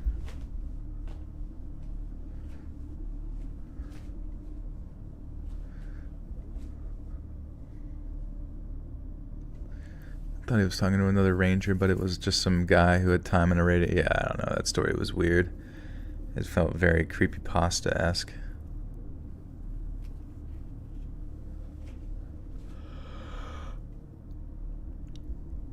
Eventually, we hit a turn in the river, marked to my right by a cliff. God damn. I don't know why. It's like something about it's like not registering in my eyeballs.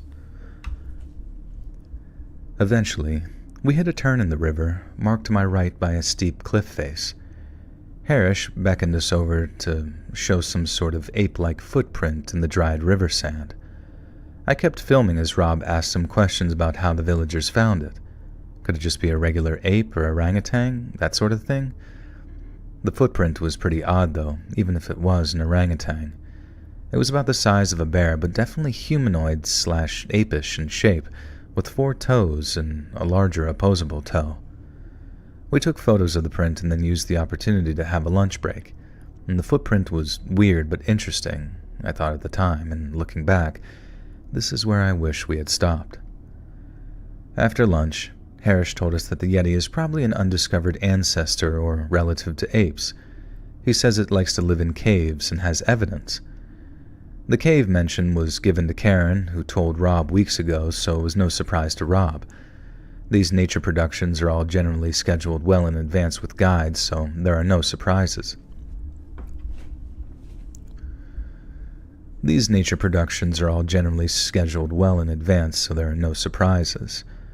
We packed our stuff up and began to hike up into the jungle towards this cave up the steep terrain near the cliffside. When I thought the hike up the river was tough, I hadn't experienced a real hike yet. Back home, I would hike around Seattle and near Portland when I would visit my parents, but trails cannot compare to walking through unexplored Himalayan jungle bush. I feel myself getting on a roll, and then I just I don't know if it's because the screen is too wide or some shit.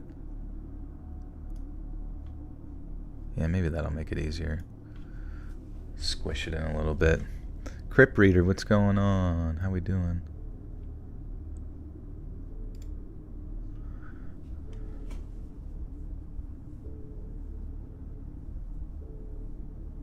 Oh yeah, I make a lot of mistakes. Probably like hundreds. Hundreds.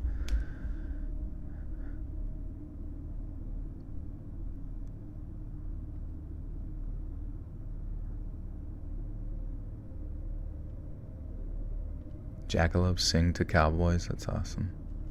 Crap, I lost where I was.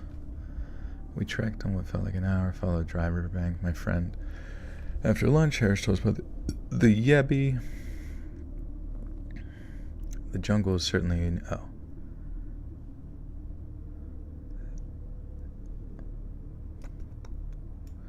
Back home. That's where we were, back home. Aren't Bigfoot and Sasquatch the same? Pardon my horrible spelling. Yeah, they're the same. I just trying to think of what the title of the video. Like, would people, like, be more likely to click on a video titled Bigfoot Stories or Sasquatch Stories? Back home, I would hike around Seattle and near Portland when I would visit my parents, but trails cannot compare to walking through unexplored Himalayan jungle bush, and not to mention, I had 60-odd pounds of AV equipment on my back. The jungle is certainly a unique place, though. You're introduced to a whole new soundscape, from monkeys yelling at each other, tons of different birds, the rustling of vegetation, and even some weird chirps from insects I couldn't even name to you. Eventually, the constant uphill battle took a turn south, literally. Harish led us downhill until we were standing face to face with this cave. It had a low ceiling, maybe 5 feet, but it was quite wide. It had a low ceiling, maybe 5 feet, but it was quite wide, about the length of a city bus. The entrance was covered in thick bush, except a cutaway hole where presumably this Yeti entered and exited. At the moment, Willie began to film Rob and Harish entering the cave. A shrill oh, why is this like English? Like, it's all edited. I don't get it. What mic I use? Yeah, so it's like the one you're hearing in the stream is the Neumann TLM 103, and then the one that I put into the recordings is stacked on top of it right now. It's the H4n Pro. I feel like I should put that in my description or something like that, in case anybody was ever curious.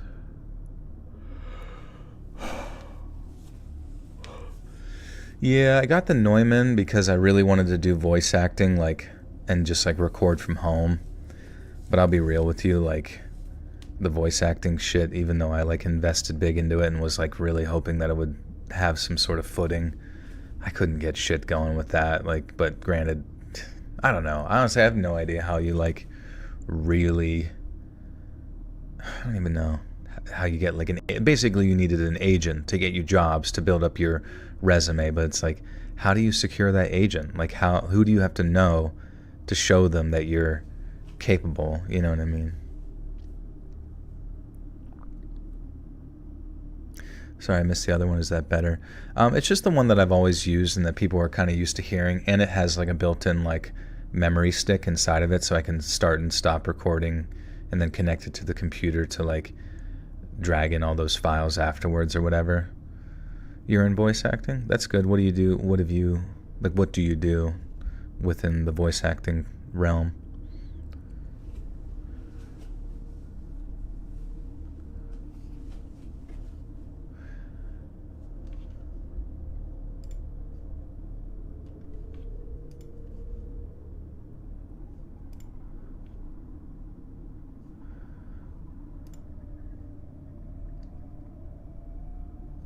Can we listen to one of your videos?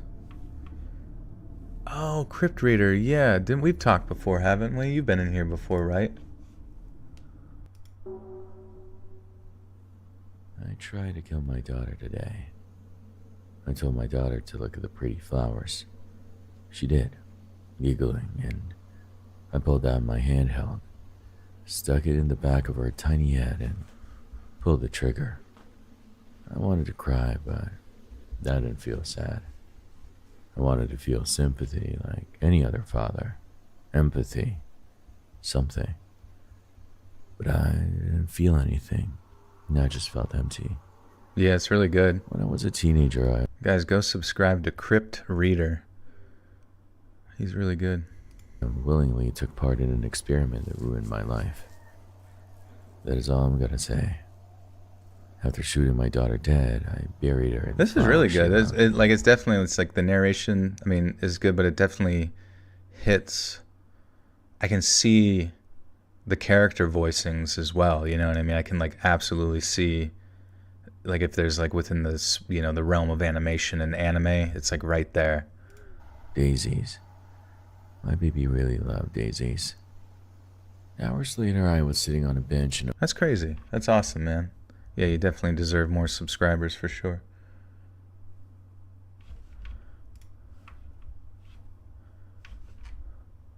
Also, only thing I would suggest for your YouTube channel is your titles are fine, but just, yeah, like, not to like promote AI too much, but I would just make it so like your thumbnails are more eye-catching, you know what I mean?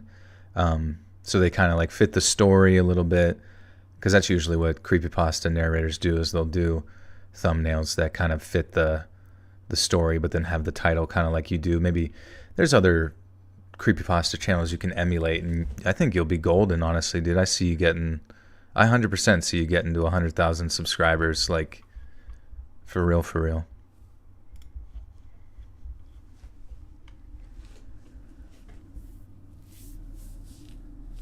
Yeah, no worries. No worries at all. Yeah, if you ever have any, like, suggestions on, like, even if you have, like, connections to, like, projects in the Philippines or something, I'd love to be on. I'd love to be a voice actor in Philippines Netflix. That's where I get the start, That would be sick.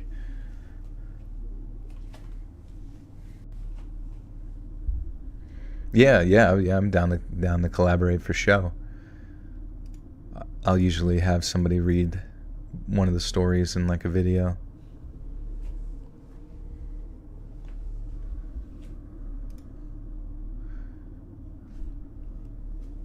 But yeah, the H4n Pro microphone, it's actually a field recorder.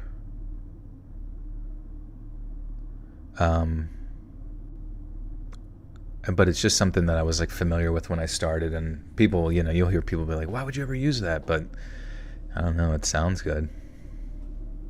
It almost sounds, to me, it's like a field recorder kind of has more of that. It's not necessarily recorded in stereo, but it has like that sort of I'm right next to your ear type clarity, I suppose. Oh yeah, I haven't really touched Facebook in a while, but if you have, if you want to email me, let's read submissions, you want to connect over on email or Instagram or Twitter or something like that, that'd be totally fine.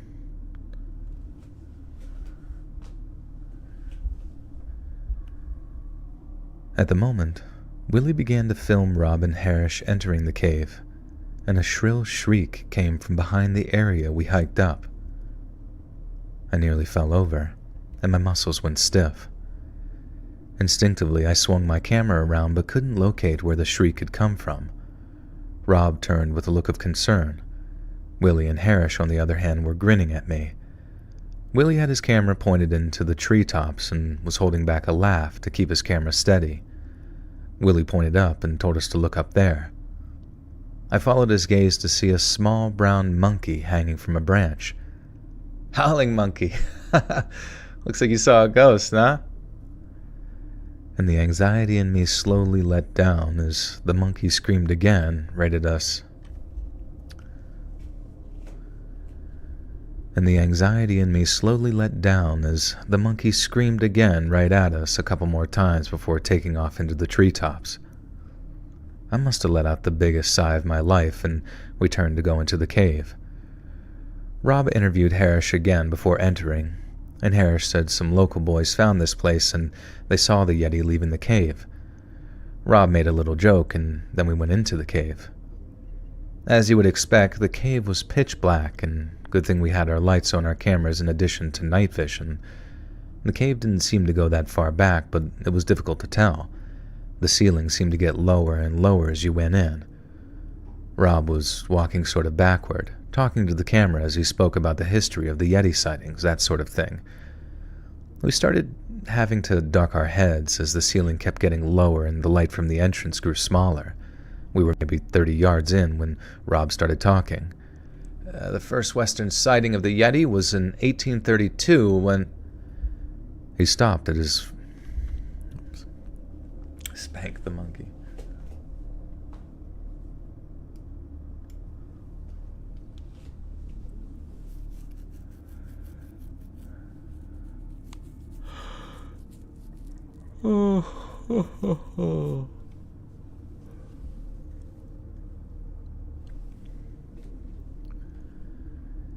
He stopped as his foot hit something. He mumbled and turned to see how big the rock was to move around it. Only when he turned and shined his headlight on the ground His foot had not hit a rock. I could see through my camera a humanoid mass on the ground, like someone in a fetal position. Rob jumped back and Harris went to go see what was wrong. He turned the man over, and the man was completely naked and covered in filth. Harris looked up at me, and the man was clearly a Westerner. He had a shaggy beard, was very skinny, and looked extremely dehydrated. This body on the ground was still alive, though, mumbling something and holding himself. There were 2 small holes in the side of the man, like some sort of bite. A bat, maybe.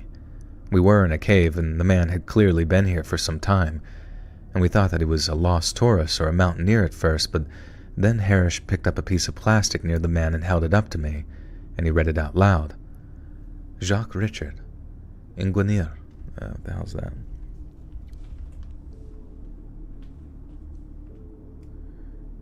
Ingenieur. Do these stories, even if they're not real, they're interesting, honestly. Ingenieur.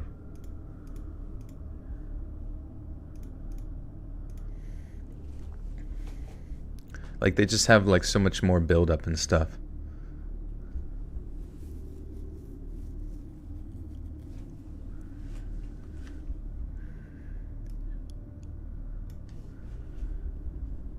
I read it out loud. Jacques Richard, Ingenieur. Engineer. That was French for engineer, obviously, and he must work at the dam. Harris explained that the dam was partially funded by the French government and the World Bank, and we agreed that he must have gotten lost and went to help him when the same shriek from the howler monkey emerged from the cave entrance. I turned slowly, keeping my camera rolling. Through the lenses, I saw a very tall, dark, lanky figure standing in the cave entrance. It had no clothing, no fur, just a huge head of hair that was completely dark like the rest of its silhouette. I could make out the monkey's squirming body in the creature's mouth. It screamed again, and then there was a crunch and a sick, slurping noise. All I could make out from the silhouette were 2 enormous, beady... Wait, was that it?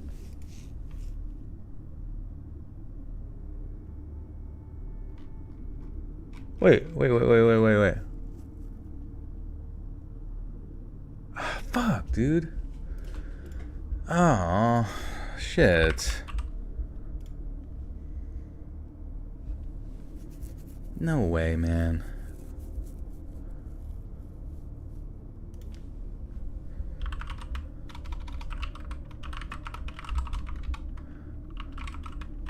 Story 2 cut off early.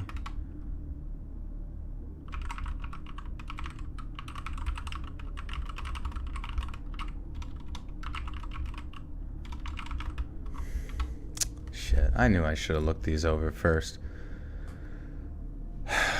Fuck, dude. Well, it's like I had somebody like transcribe them from like 4chan stuff, and like I don't know why the fuck they stopped early.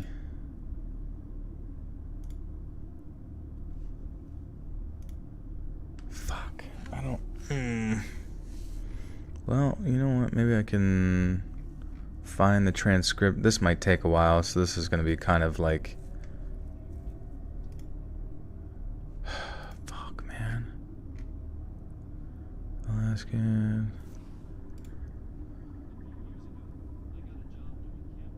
Okay. So that goes... Oh, that's substantially more. Sorry, guys. I gotta, like... fucking figure out how to do this now. Fuck. That's so cringe. Wait, what? How do I...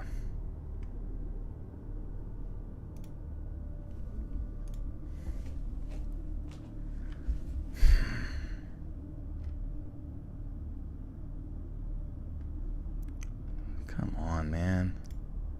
That's so lame. I'm sorry, guys. This might, like, actually fuck everything up here. Dude, how did they not realize that it just ended halfway fucking through it?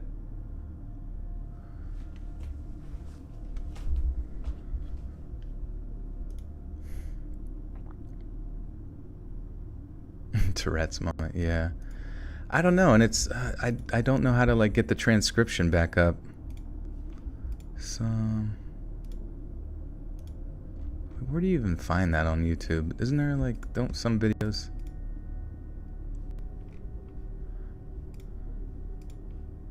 Fuck, dude. How do you guys find like transcriptions on YouTube videos? Balls and shit.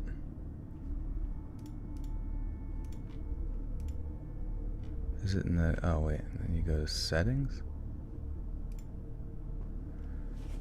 I'm sorry guys, this is bollocks. Buck.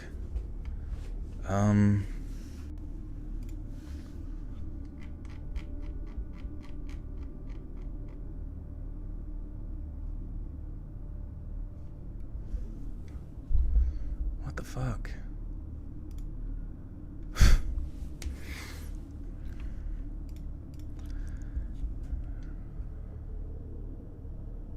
I'm sorry guys, I don't know what to do. Like, this is ridiculously stupid. It's like, I don't even know. Usually in like, is it like in the bottom? Where do you even find it, bro?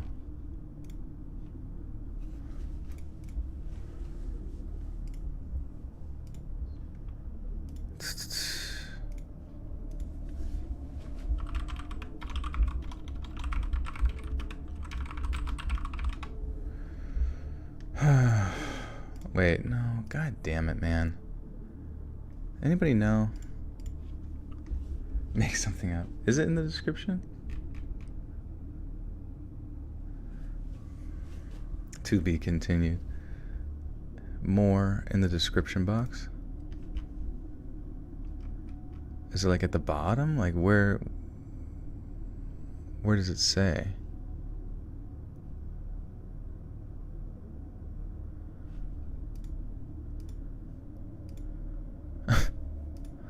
Fuck, dude. That's so cringe. Wait, is it here?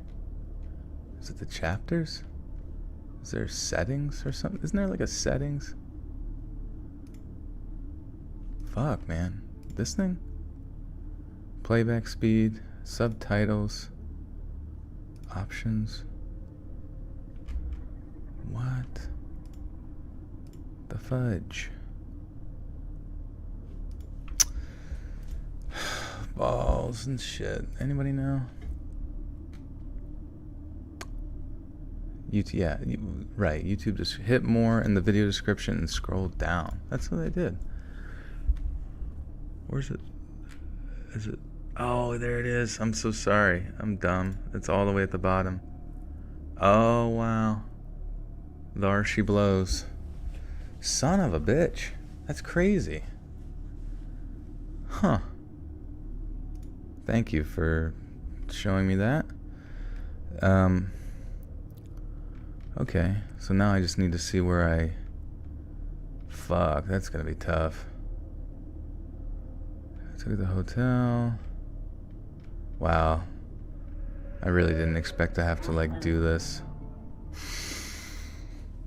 Harris sliced down the hill, stand at face, instinctively swung the camera around to locate where the shriek had come from. Keep its camera pointed up, and looked up and followed the gaze of a small brown monkey. The ceiling from the lower 1832. Caveman has clearly been some broad lost tourist. Mountaineer at first. Harris picked up a piece of plastic near and held it up. But damn, Harris explained the damn, the French people are mean. Wait.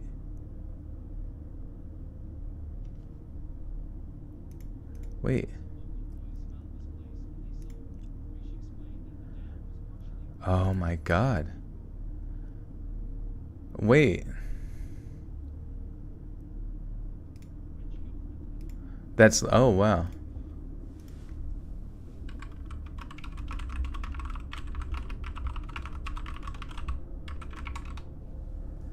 That's actually where it ends. How the fuck are they gonna end the story there? Damn. Babes, thanks for the 2. Huh. That's odd.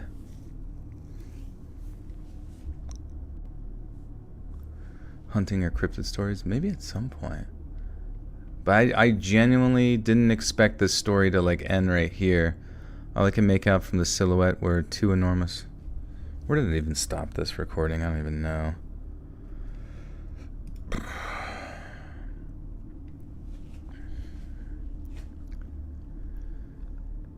He must work at the dam. Harris explained that the dam was partially funded by the French government and the World Bank. We agreed that we must have gotten lost and went to help him up when the same... We agreed that he must have gotten lost and went to help him up when the same shriek from the howler monkey emerged from the cave entrance. I turned, slowly keeping my camera rolling.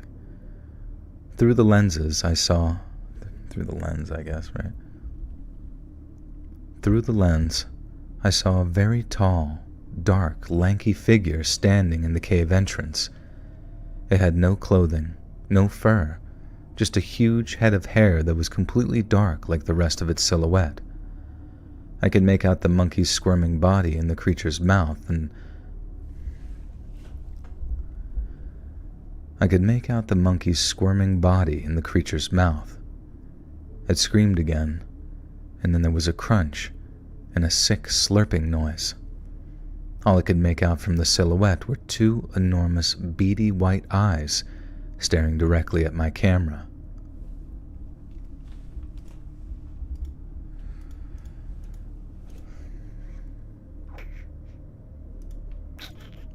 Well, fuck.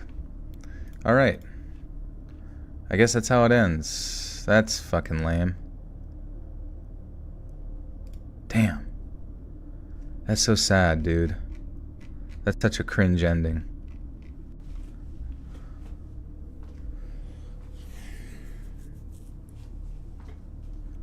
I don't know why, man. That's lame. Fuck, dude.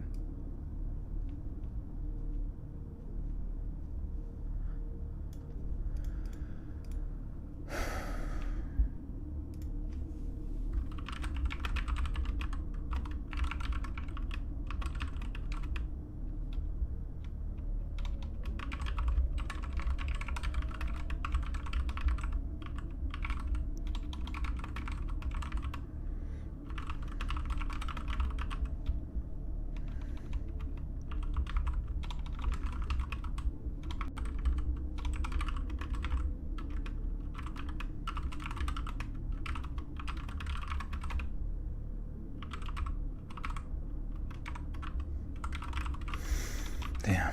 Sorry, guys. This is not what I hoped to fucking get distracted with. I can't even, like...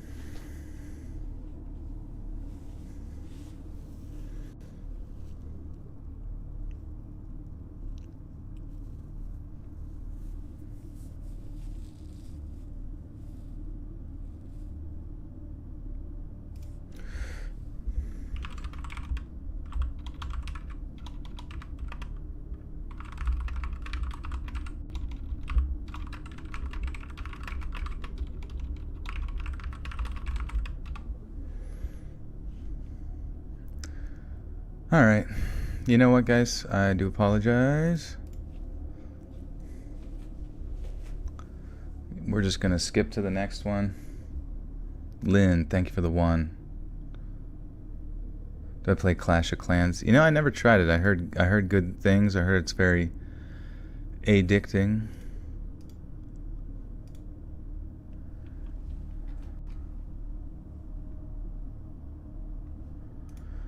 But yeah, I never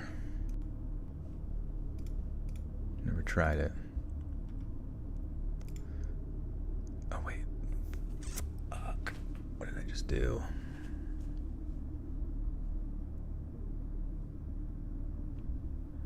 Wait.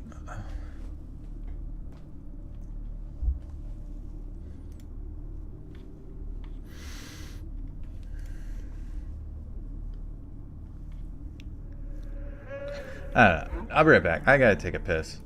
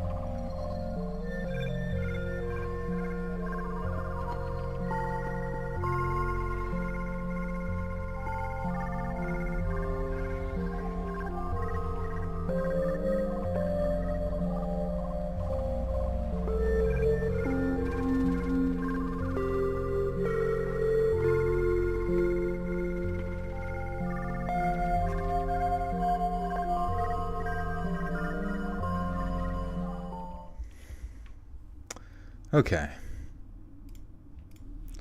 I've returned. I've got an important question. The new poll question, what's better? What feels better, taking a piss or taking a poop? Also, I found the rest of that story that they didn't. I contacted them. They did not include it. Accidentally. And they're fired forever, and they will be beaten within an inch of their penis. Or whatever the saying is.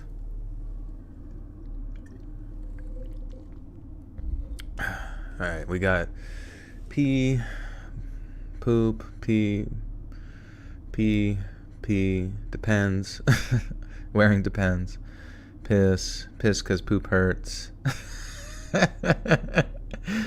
It's like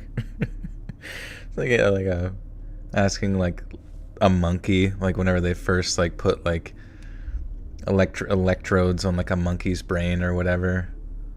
Like, what do you think about peeing and pooping? What's better? Oh, I like pee better because poop hurt. I eat too many acorn. Poop hurt. Poop because sometimes it makes you piss. Sometimes you piss out of your ass. If it's a big one, a smile. A smile comes across my face. Fiber, more fiber. More fiber, more banana. Alright, guys. Let's finish the rest of this spookadooky Yeti story that Bra sent in. I turned, slowly, keeping my camera rolling. Through the lens, I saw a very tall, dark, lanky figure standing in the cave entrance. It had no clothing, no fur, just a huge head of hair that was completely dark like the rest of its silhouette. I could make out the monkey's squirming body in the creature's mouth. It screamed again, and then there was a crunch and a sickening slurping noise. All I could make out from the silhouette were two enormous beady white eyes staring at my camera. The creature let out another terrifying scream, dropping the dead monkey and quickly retreating deeper into the jungle, disappearing into the dense foliage. The crew, stunned and terrified, gathered their wits and decided that they needed to get out of the cave and back to the village immediately. We carefully lifted the injured and confused man and started making our way back towards the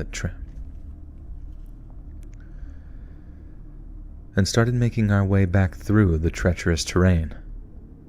The injured man, Jacques Richard, was weak but conscious, mumbling incoherently about being hunted, creature, something, and his delirious state suggested that he had been through something very traumatic. And the journey back to the village was very arduous. We faced multiple challenges, including steep climb... Fuck.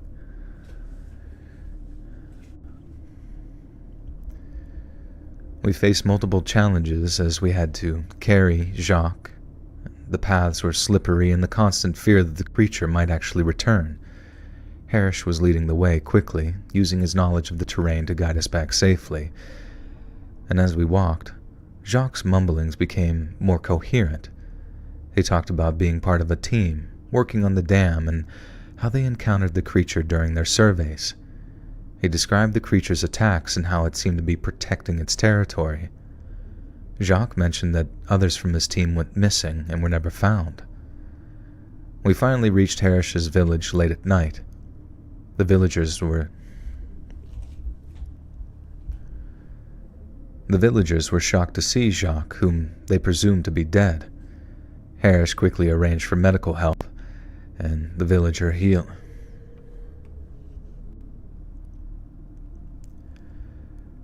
And the village doctor tended to Jacques' wounds and dehydration. The crew gathered to discuss our next steps, though. Rob and Karen decided to return to Kathmandu to report the incident and share the footage with Discovery. And Jacques, now slightly more stable, insisted on coming with us. He believed that the footage was vital and that the world needed to know about what was going on here. And the journey back to Kathmandu was tense but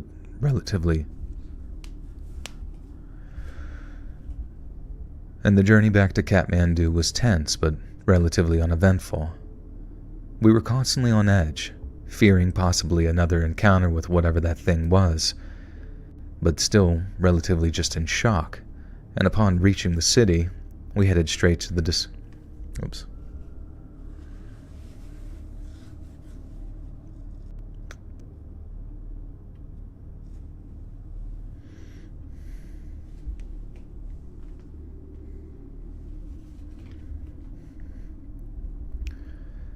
And upon reaching the city, we were instructed by Discovery and the producers to return home.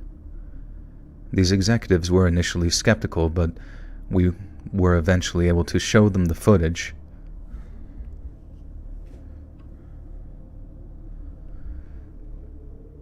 The executives were initially skeptical, but we were able to show them the footage.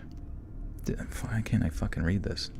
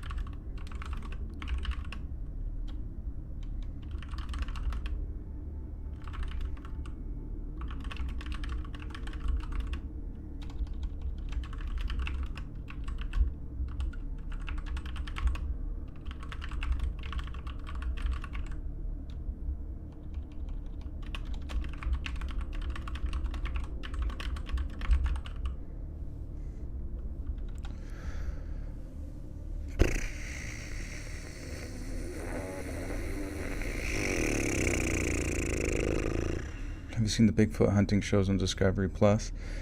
I have not, no.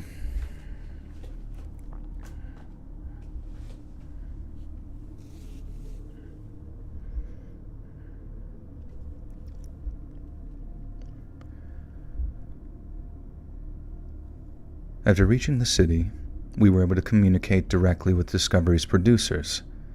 These executives were initially skeptical, but were soon convinced by the footage that we uploaded to their server. After they reviewed the footage, they instructed us to return to the airport and hand in... Oh, fucking Christ, I can't read, dude. After reviewing the footage, the executives instructed us to hand in all our AV equipment at the airport and assured us that they would be in touch soon upon our arrival, and we complied. Although it did feel very strange and disheartening to part with our gear in such a manner. Weeks passed, and we heard nothing about the footage or that planned special. Alright.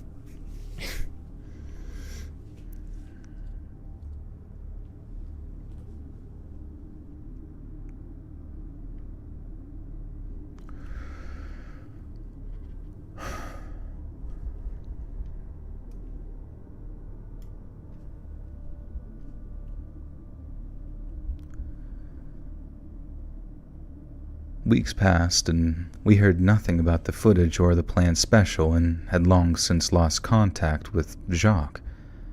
Attempts to contact Discovery were met with very vague responses and brush-offs, and Rob received an anonymous tip that the footage may have been classified and the project had been shelved indefinitely. There was some speculation that some very powerful interests wanted to keep the existence of the creature in that cave a secret.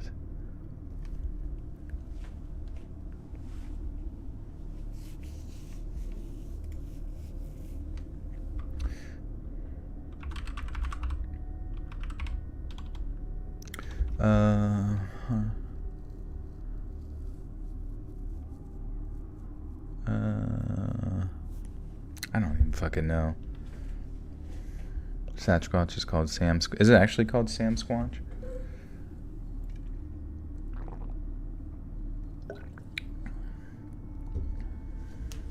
I'm sorry, guys. This is like excessively boring. It's just all discombobulated bullshit right now.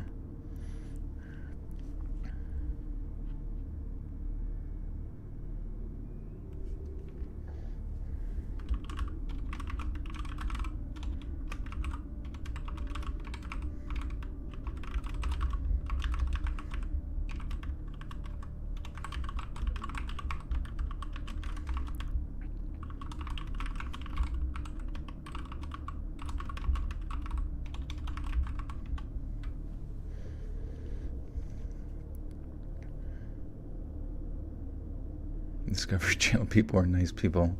I like the orca specials. The orca breakfast specials.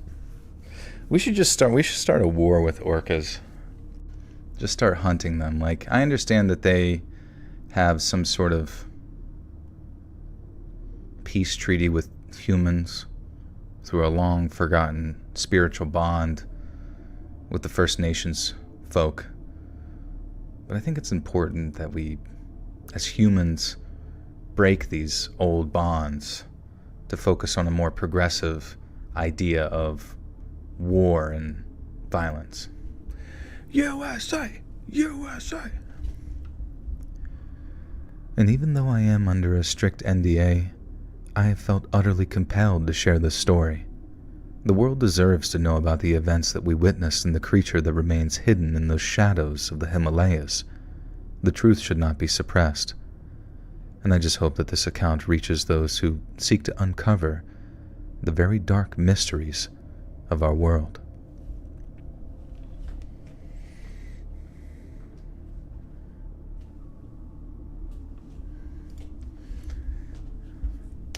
Honestly, whenever like soldiers are at war in any circumstance, they should be forced through like the Geneva Convention or something to do a USA chant, you know, as they go. You know, like it's like, I don't know what I've been told, but 34 feels fucking old. But like, instead they're just like, USA, USA, USA, USA. Even when they're in like combat, even like when the Navy SEALs are like stealthing, they should be screaming USA. That's the rules of engagement.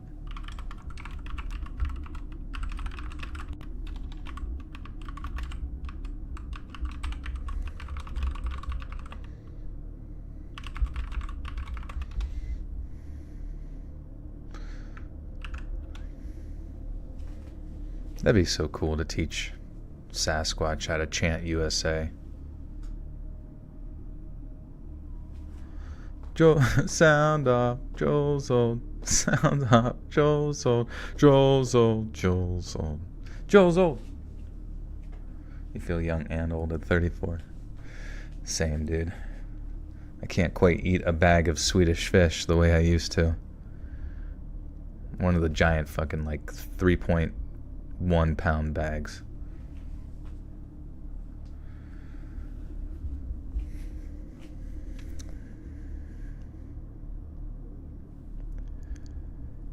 It's been many years since this happened to me, and I had originally thought a mountain lion was the cause of it, but now I'm not so sure about that mountain lion. You see, back in the early 1990s, my best friend and I went camping. It was the weekend before Memorial Day, and we were camping in a small campground off the road between Lake Castaic?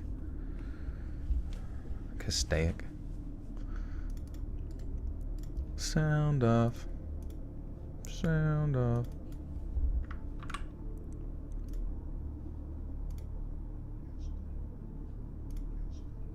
What the hell? What the hell?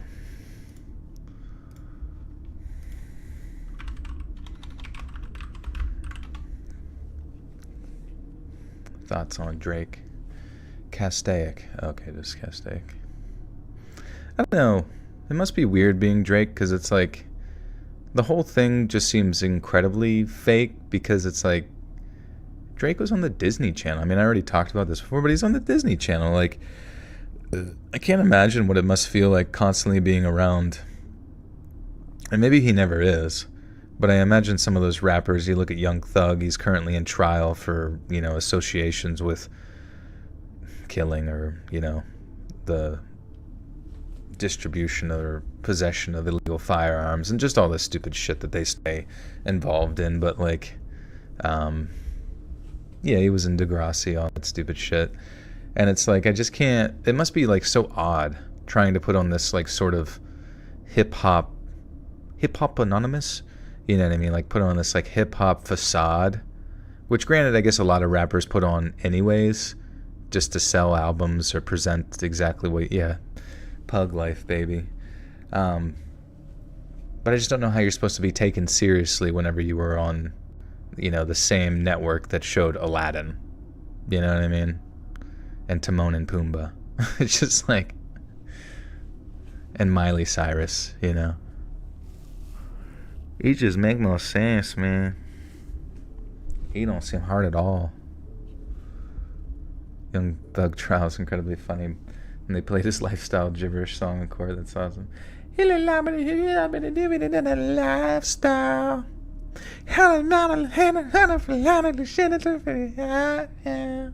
That's like one of my favorite songs. I like, what's the one song? Is like, I don't know about it from a mile away. But shout out to a mile away. I gotta play. Whenever I get paid, this is like, I gotta play this song. It's so fucking good. This is like one of my favorite songs to play when it's payday. I can see that bullshit from a mile away. You can step my mother about a mile away. I got 3 white bitches like it's powder day. Mink coat with them rolls like a Sharpay. And all of my bitches says they call them Barbies. She looking back like I'm flexing, baby, no way. And lately I've been on I got London on the track. Got me a sugar, got a check. Sheesh. Oh wait, the sound song? No, it's playing. Got me a check, I got a check. Money on my mind. Sheesh.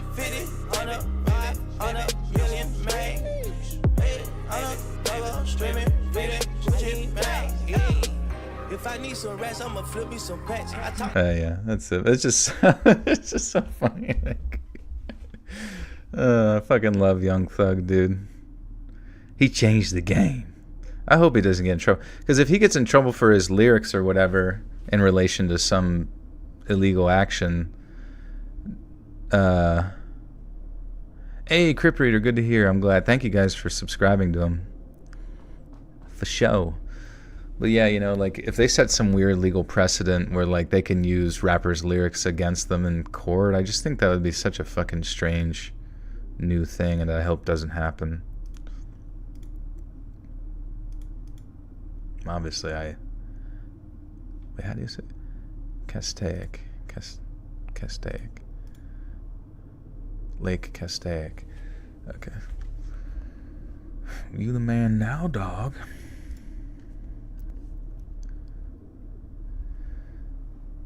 It was the weekend before Memorial Day, and we were camping at a small campground off the road between Lake Castaic and Lake Hughes in Southern California. The first night was so annoying due to all the gangbangers from LA showing up and making noise all night that we packed up and left on Saturday morning. I had heard a place. My email again. Yes, so it's letsreadsubmissions@gmail.com.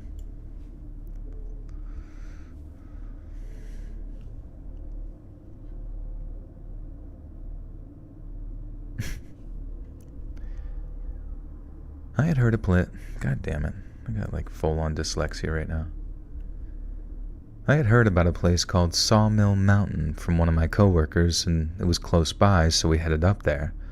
Sawmill Mountain is off the road between Lake Hughes and Gorman, and to get there you need to travel several miles from the turnoff on unimproved dirt roads to the camp.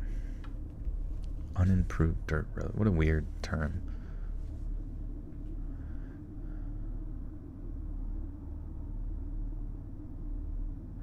I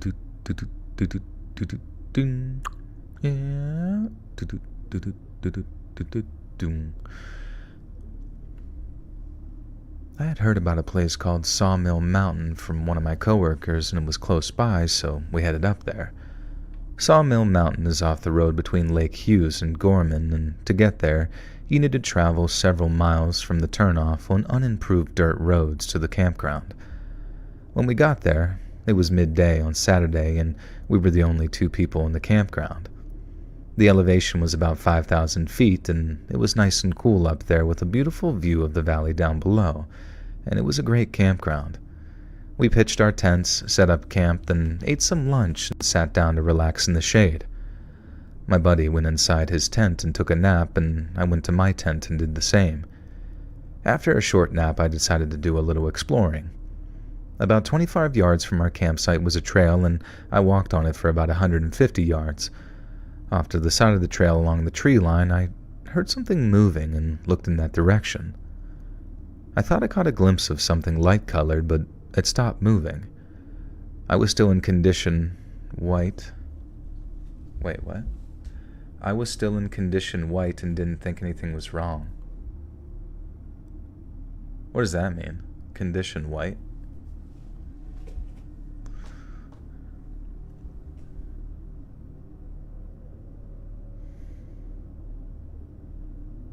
Gangbangers? Did you read that correctly? I guess so. I mean, do gangbangers go... I don't know who they were. Maybe there's like weird wording in this that got translated strangely. Hey, yo, Mr. Condition White. I was still in condition white. What does that mean? And didn't think anything was wrong. Like bleached? Condition white is like not in the red. What do you mean by that though? Like not high alert or whatever? Gangbangarees? Gangbangaroos? Like on the spectrum of alarm. Okay, yeah, that makes sense. Interesting. I feel like a lot of these like 4chan writers are always like in like military lingo. It confuses me. Pradeep is here to get his belly scorched. Ow, fuck. It's fucking... Ouch. I was still in condition white, aka low. I was still in condition white, aka low alert, low level alertness. I'm like trying to make stuff up off the top of my head is fucking tough. I was still in condition white, aka low level alertness, and didn't think anything was wrong. I kept walking a few more... Oh my god. I always get to a point where I'm just like mentally fucked in the balls.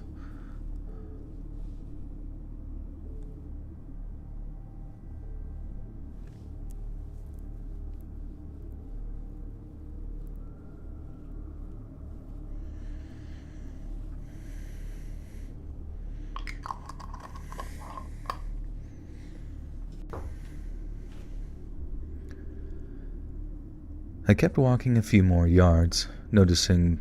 Wait, is that where I was? I kept walking a few more yards, noticing that the wildflowers were blooming everywhere and enjoying the views when, all of a sudden, I began to think of that movie Predator where the monster could see people, but they couldn't see him. Then I noticed that everything had gone absolutely quiet. No insects, no birds chirping, nothing. I did a 360-degree turn and didn't see anything. I guess maybe the sudden silence had triggered some primordial fight and flight response in me that made me think of that movie. But anyway, I was armed at the time with a Smith & Wesson 10mm, and I made sure that I had my hand on it. The gun gave me absolutely no comfort whatsoever, though. The feeling of dread and despair was so immense that I felt like I was in a panic. I felt frozen in place for a few moments, then that little voice in the back of my head kicked in and said, "Get out of there now." I didn't run because all I could think about was a mountain lion and running would make it chase me. I couldn't see what was watching or stalking me, and you can't shoot what you can't see. I started calling out to my buddy as loud as I could and walked quickly back to camp. Even after I got back there, I still felt pretty freaked out, and my buddy was there drinking a beer, and I told him what had happened. While you were napping in your tent, I did the same thing. Wait, whoops. Mr. Squid, what's up, dog? Did we read this one already? Why does this feel like oddly... Yeah, Drake did actually not start on the bottom. Why are they even mad at each other, though? Like... And why is it so important to us? But now I'm actually curious, now that people talked about it so much, why is Drizzy Drake and Kendrick Lamar so upset with one another? We gotta solve this, guys. We gotta solve this. Poop's plan. Drake started it? He poked the bear, dude. He poked the freaking Muppet.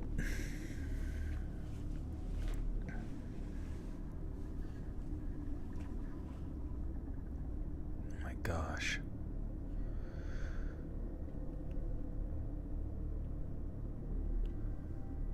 My buddy was there drinking a beer, and I told him what happened.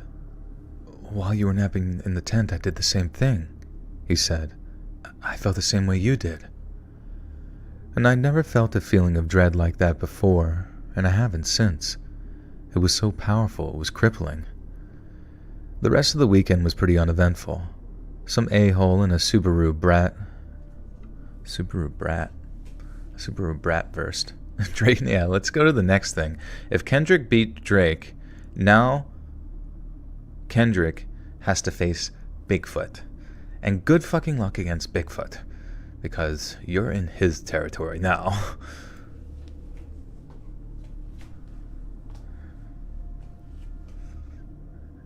Yeah. And spoiler alert, Bigfoot wins. Fairy Vixen, if you don't care about Drake and Kendrick, what do you care about on God's green earth? What even is there to even spend any of your emotional energy on if it's not some arbitrary frustrations between two grown adult poets who make money and have sex with lots of people? What's not to care about? Isn't that important? Don't you isn't that something you wake up every day and relate to? Feel like it's right up your alley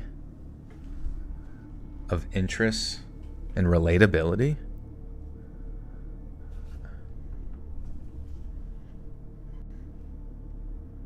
You care about Jesus Christ? All right, Jesus Christ versus Bigfoot then. Some a-hole in a Subaru brat came up and drove around the campground like he was in the Baja 500 around sundown, but nothing else happened. It was a great place to camp, but neither of us went anywhere alone. We'd been back several more times for weekend campouts with larger groups of friends, and nothing odd had happened. Then, one campout with the same buddy a couple of years later, something did happen. Once again, we were the only two up there. I think we played hooky from work and went up midweek. Anyways, we had a campfire going and had just polished off a couple of thick ribeyes. I believe it was summer at the time. I was telling my buddy what a big wall of flame a 10mm would produce, and he said, well, let's see it. And so I shot off a magazine from it. As predicted, lots of flame and noise, and I holstered the gun and sat down by the fire. You remember that creepy feeling when we first discovered this place? My buddy says to me, and I said that I did. Well, I think it's back. I didn't pick up on it this time, but I guess he did. And we both had our guns out and flashlights in our hands, and my buddy thought that whatever was causing it was watching us from beyond the camp. We walked toward it, shining our lights up in the trees, thinking it was a cougar or a bobcat, but there was nothing. About 10 yards from camp, all of a sudden, something growled at us. I won't repeat what my buddy said, but we hightailed it back to camp as quickly as we could. And when we got there, we lit every lantern we had and threw a bunch of termite-eaten pine wood into the fire to get things as bright as we could. And that night was rough to sleep through, but nothing bothered us after that. Now fast forward to about 3 weeks ago. I was talking to my buddy by text message about what we've been calling the ghost of Sawmill Mountain, and I had said that I thought it was a mountain lion. What he said blew my mind. He's pretty sure it was a Sasquatch that... a Sasquatch. He's pretty sure it was a Sasquatch.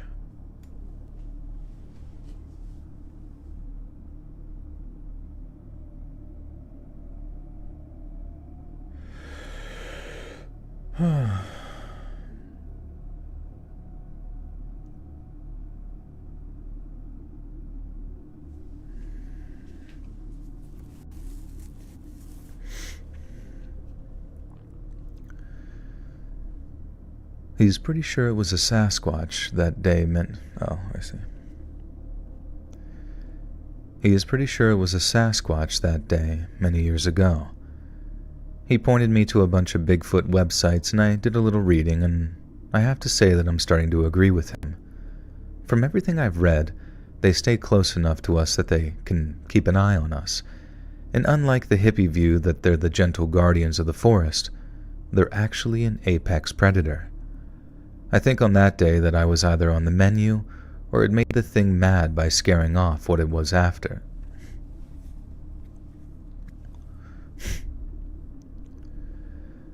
I think on that day I was either on the menu or it made the thing mad by scaring off what it was after.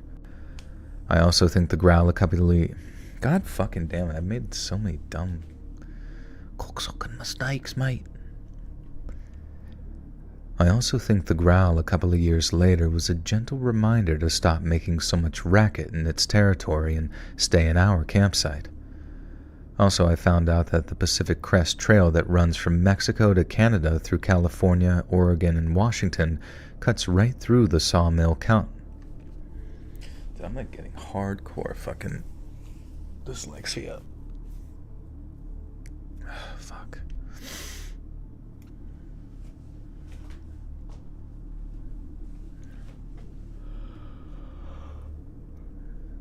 Also,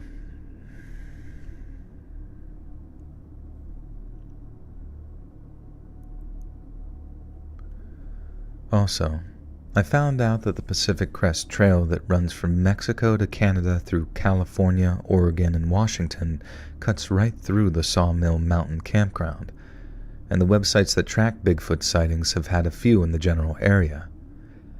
I live in Arizona now, but I'd like to go back there someday to look for evidence of stick structures and other strange signs. Anyway, that's my little story of Bigfoot. What's up, Albert? You know who ate them luncheons? It's that damn Sasquatch.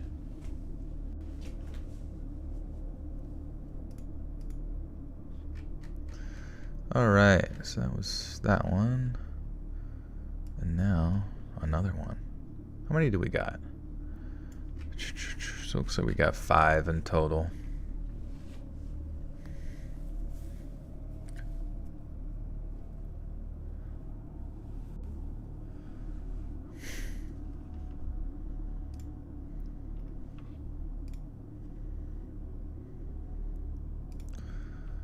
Okay.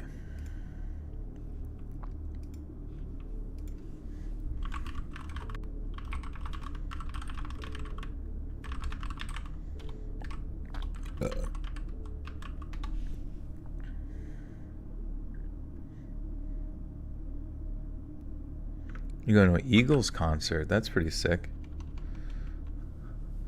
I didn't even know they were still performing. It'd be funny if you get up there like, Hotel California, and they're like, no. Never again. Wait, yeah, where did the members of the Eagles originate from? Wasn't that something to do with the Beatles? Yeah, they have to be old as shit.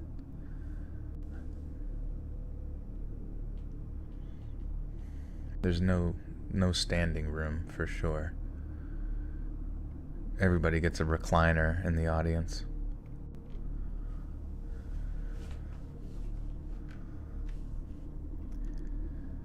In the spring of 1988, my boyfriend and I, along with other college friends, decided to spend our whole spring break hiking and camping in the Sierra Nevada mountains.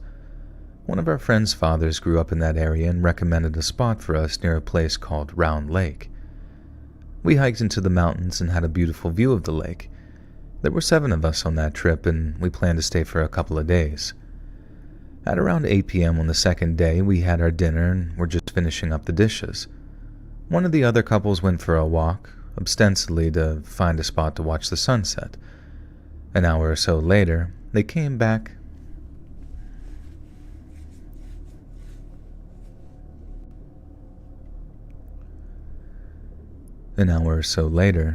They came running back into camp, saying they had seen a monster. They explained that they were sitting on a rock ledge when they noticed a pine tree shaking wildly. The trees in that area were not tightly packed, and there were many bare spots, so the shaking pine trees stood out. As they watched, they glimpsed a large black figure and initially thought that it was a bear, and then the shaking stopped. To their surprise, a strange-looking creature emerged from the woods, running in an unusual way. It seemed deformed, propelling itself forward with its front legs instead of using its back legs. As they continued watching, they realized that it wasn't a bear, but, as one of them described, the biggest freaking chimp I've ever seen.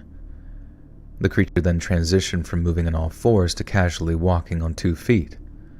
It stopped, stared out over the valley, and then sat down with its back to them. They estimated that it was at least 5.5 feet tall when sitting. Although it had seen them, it seemed almost indifferent to their presence. My boyfriend remarked, "Well, that sounds like Bigfoot." And excited, everyone wanted to go see it, so the whole group walked to the spot. By the time we arrived, the creature was gone. My boyfriend then pointed to the dark sky to the east, asking, "Do you guys see this?" And we all looked and saw spinning lights. Through the source of the lights was Chimp Squooch. Dude, can you imagine how cool it would be to see a fucking Sasquatch, man? If I just casually got to see Sasquatch, I think I could die at that moment. Maybe not killed by Sasquatch specifically, but just some sort of casual heart attack in my sleep. And I guess I'd have to get somebody pregnant first, just so that my grandkids could talk about the fact that I had seen Sasquatch. Yeah, Grandpa saw Sasquatch. You goddamn right I did.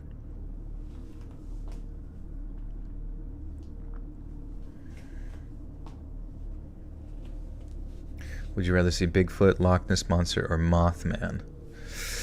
Well, Mothman's kind of paranormal. Loch Ness Monster, that would be nuts. That would be definitely very nuts. But I feel like there's some special spot in my heart for Sasquatchian encounters, and I would very much like that.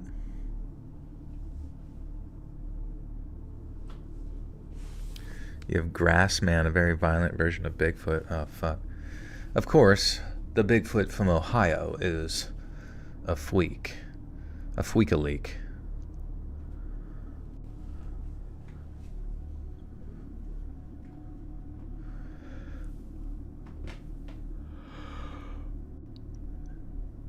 We all looked and saw spinning lights, though the source of the lights were... We all looked and saw spinning lights, though the source of the lights was invisible. The lights stopped, and we heard a loud moan to the right of us that lasted about 45 seconds.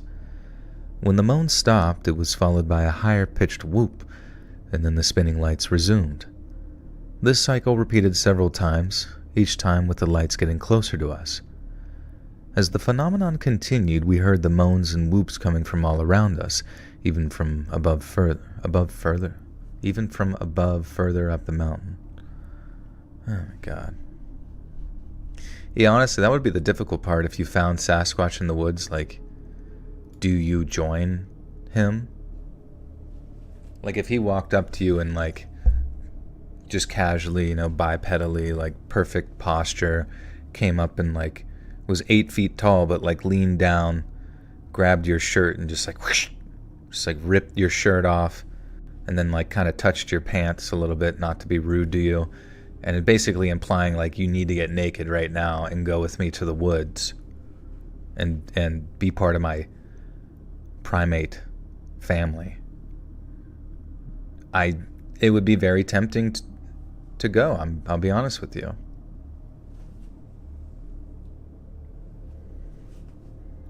I would be sure to tweet first, though. I'd be sure to tweet and let you guys know that's where I'm going.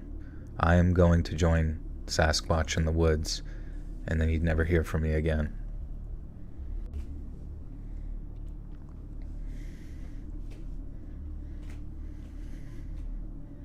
Would you procreate with Bigfoot? Well, if it was a female Bigfoot, I remember, did you ever see Peter Kane, dog trainer? He has some interesting Bigfoot stories where I think he was actually raped by a female fetress. I think that's what they call that. And she was giving him a knobber or something of that nature, and, you know, he might have some sort of half-breed out there hooping and hollering in the wood.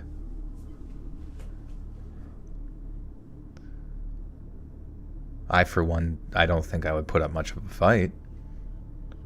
It is a massive creature.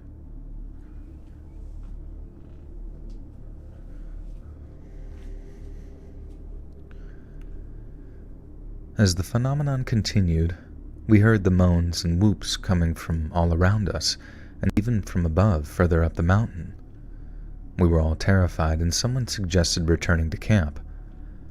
Once back at camp, we should have packed up and just left, but we inexplicably felt safer at our campsite, and we talked about our experience, but no one suggested leaving. We continued chatting, and oddly enough, I don't recall feeling fear yet. Someone then mentioned seeing something in the woods, darting from tree to tree, and when I asked if it was a Bigfoot, my friend said that it was glowing a silvery white color and was only 4 feet tall. And he suddenly yelled, "Look, it's right there!" And we all scanned the woods, feeling more freaked out. I saw the look of shock on my boyfriend's face, so I looked where he was looking. There, 8 to 10 feet up a tree, was a silvery white being with its hands holding onto the trunk. The firelight didn't illuminate the whole tree, so the details were pretty unclear, but it had 5 fingers with what appeared to be suction cups on its tips. I saw one side of its bulbous head and one large eye the size of a baseball. The head was as large as a party balloon. Minutes later, we heard a large crack of a tree limb. One of the guys said that he saw red eyes glowing and then moving back behind the tree. Suddenly, one of the girls screamed, and we all jumped up in fright and looked in the direction that she was pointing. And there it was, a Sasquatch, standing and staring at us while swaying back and forth. And my God, this thing must have been well over 11 feet tall. It breathed very heavily, its mouth pursed downward, inhaling through its nose and exhaling with a loud growl. We then heard the sound of brush moving and saw a bright lighted. Hey, thank you so much. Good to see you.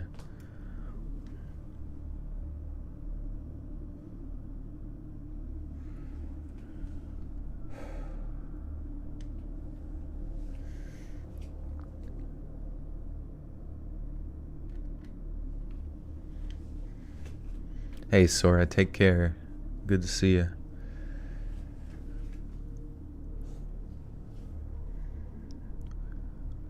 We then heard the sound of brush moving and saw a bright lighted figure appear.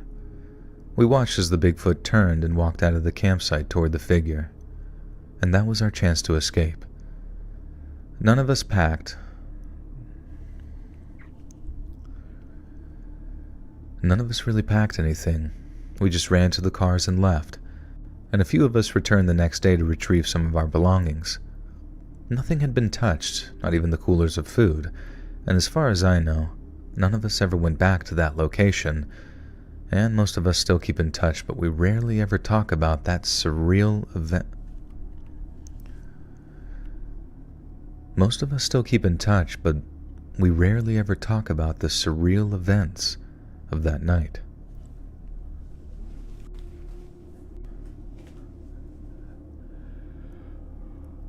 Oh, big gulp and Slurpee? You steal from the big gulp? Wasn't there like a video like that? You put too much in the Slurpee. The big gulp is for drink, not for Slurpee.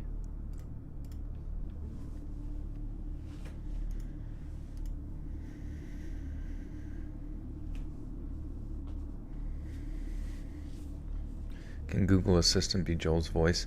Honestly, I wouldn't be surprised in the future if, like, I don't know, it's so stupid that Alexa is, like, how is it not like AI at this point, right?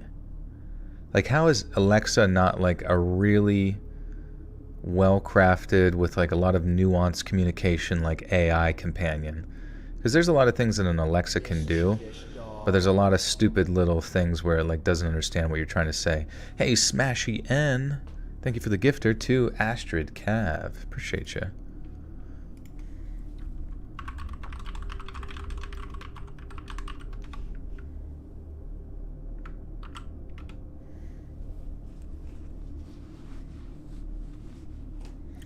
You now have access to bonus content.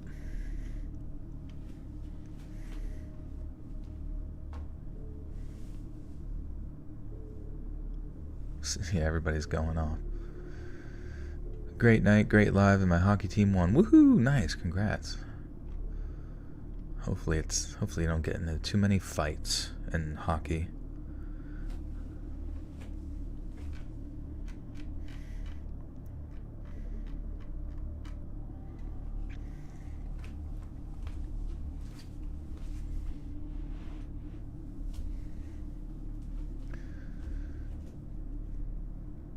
I'm a 62-year-old man who has seen a lot in life.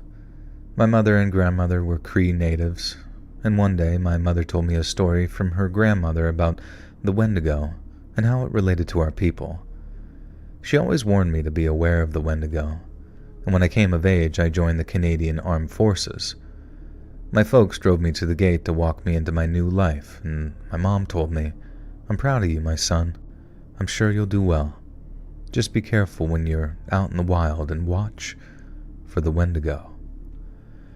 After my basic training, I was sent on a tradesman's course and then on my first post.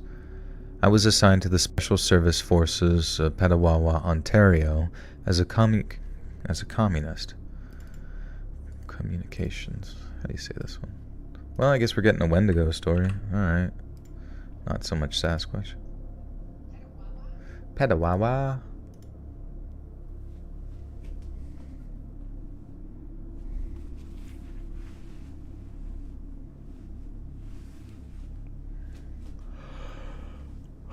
Wendigooners. Dude, it's so stupid. I don't know if you've seen, like, there's like all this very, very, very, very, like, painfully stupid drama surrounding Wendigoon.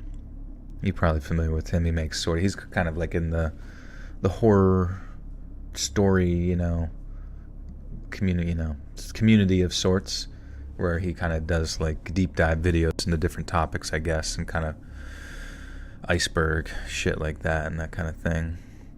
But it's just so strange. Like the people that try to go after him, like I don't know what they're going after, because he's a very likable guy.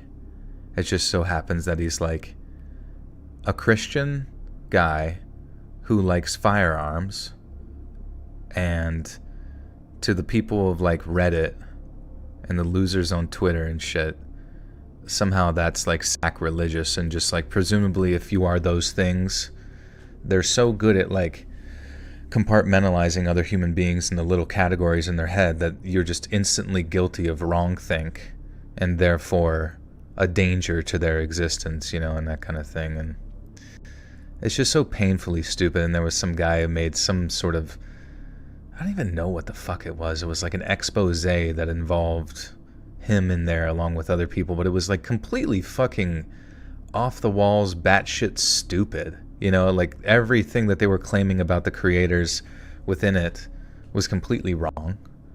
Absolutely fucking batshit dumb and presumptive and inaccurate, but like it was so strange because then like the people of Reddit were like like saying like he made an honest mistake.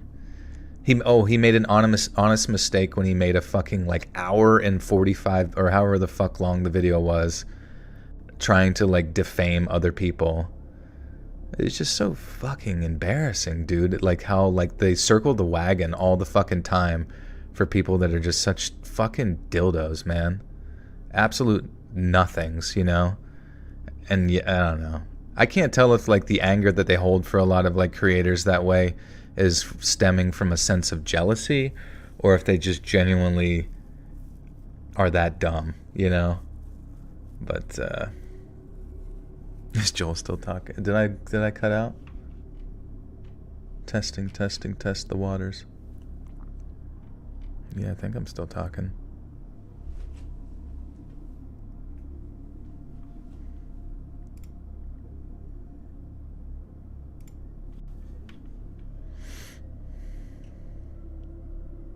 Yapping to the void, that's fair. That's fair. Nobody gives. That's what I'm saying. Nobody gives. They yap to the void. I yap to the void. No one really gives a shit at the end of the day. There's always going to be another stupid fucking drama bullshit for people to like morally grandstand about or something like that, or you know. But hey, guess who wins at the end of the day? The guy who's making the content, making the money. You know what I mean? Like a bunch of dipshits on Reddit can get on and say whatever stupid stuff they want to, and they feel cathartic about it. How they're in their little like circle jerk or whatever, or their little, you know, communities and stuff. But it, you know, they don't make any fucking money. How do I feel about doctors?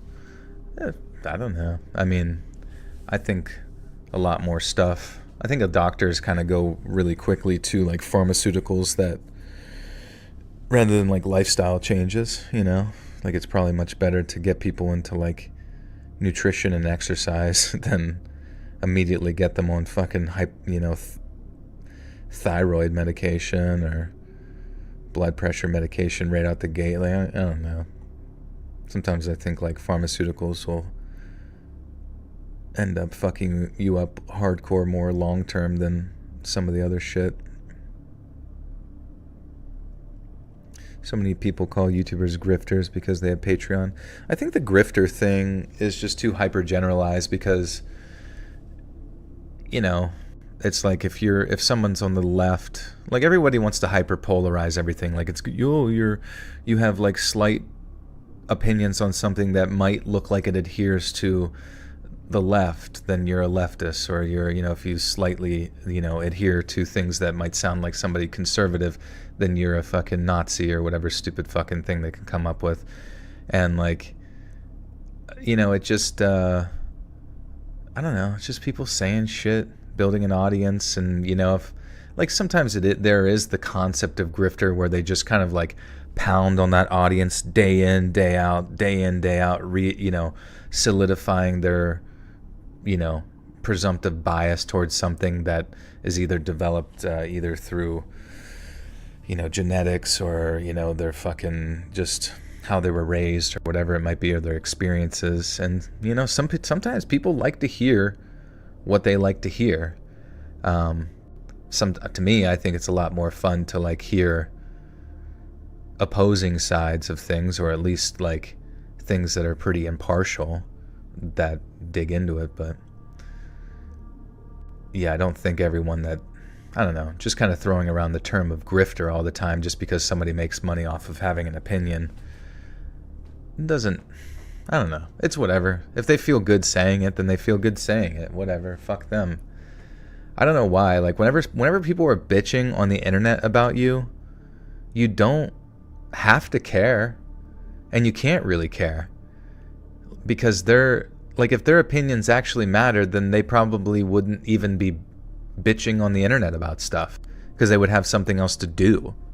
Like they would have a family to take care of, or a job to go to, or something that actually brings them joy to go fucking participate in.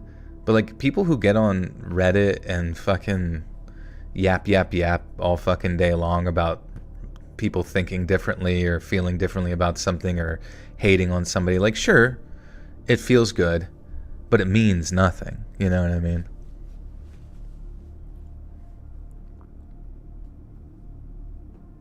I too want to get paid to yap nonsense. You should do it, you know? There's an audience there for you. You'll find them. You know, sometimes I don't know. You'll find them. Just get on there and say shit, dude. If you can make money off of stuff, even if you're not like a classically trained debatist or anything like that, like who fucking cares? There's people out there with like millions of views and tens of thousands of like concurrent viewers on Twitch who have like the most brain rotting opinions you could ever fucking imagine, but they make money. So go make your money, you know? You might not change the world or anything like that. You might just like solidify people more into their biases towards a perspective. But hey, you made your cheddar cheese in the moment.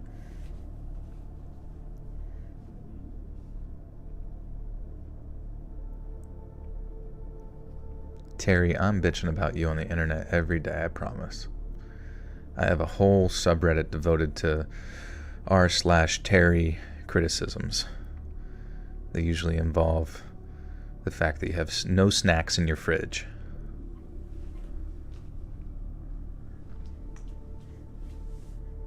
Just AI generate a provocative speech and read it in front of the camera. That would be funny. Like you practice really hard to like make yourself seem.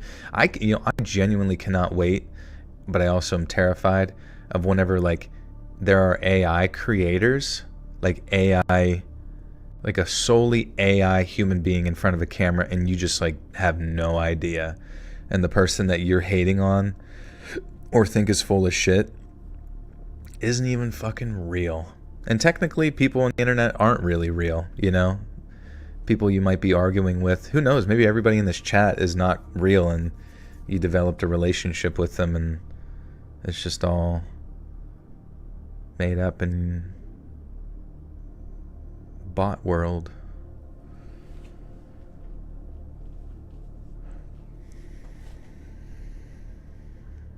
Are any of us real? I don't think so. I mean, when we get off here and we sign out and we go lay in our bed and put our phone down or whatever, it's just you and God maybe, or your schizophrenic thoughts and the ceiling and the silence. And you're just back to square one.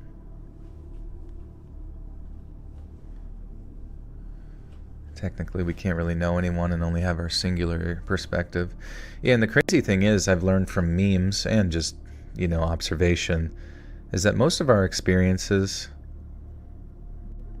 are pretty much all the same anyways, Like, sometimes you can judge people, but if you think about it, like, you don't have enough energy to always be thinking about that person that you're frustrated with all the time. And even if, like, most of your frustrations, they're just words and whatever, and why should they care what you think?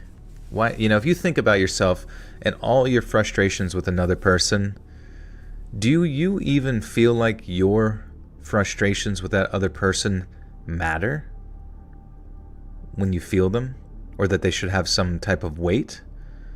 Well, if that's the case, that you don't think that you have much weight in what you think, then the other things other people think must not have much weight at all towards you, and that everyone around you is a lot weaker than you think they are. You know what I mean?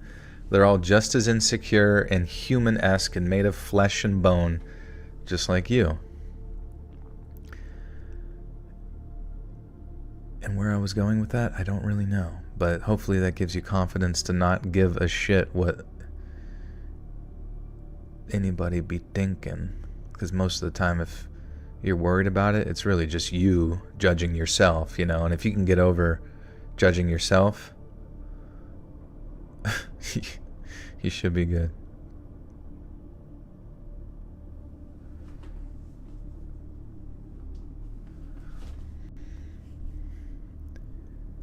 After my basic training, I was sent on as a tradesman.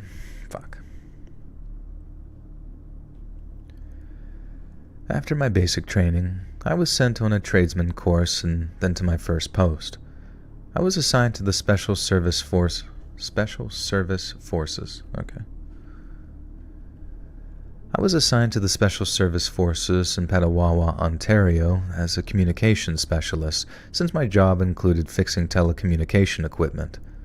I had a top-secret security clearance. We trained hard while I was there, and I was ready to go head-to-head with whatever enemy I would encounter in my missions.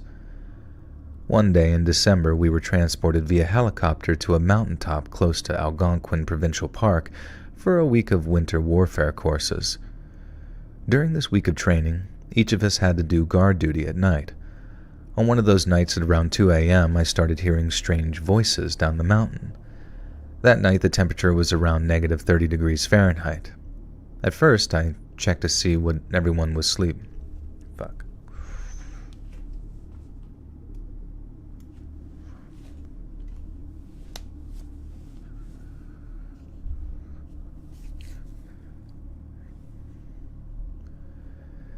At first, I checked to see that everyone was sleeping in their tents.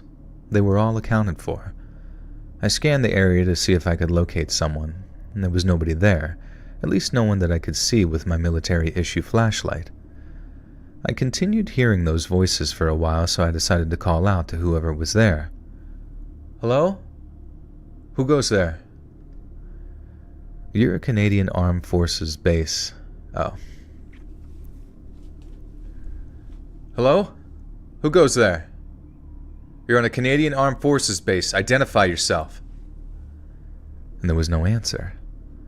I kept looking for whatever might be there, but I was still hearing those voices that sounded almost Asian. Some came from the right, others from the left. They seemed like they were having some kind of conversation. Since it was a training and learning exercise, we had no ammo on our weapons. Not knowing what to expect, I did the second best thing I could do.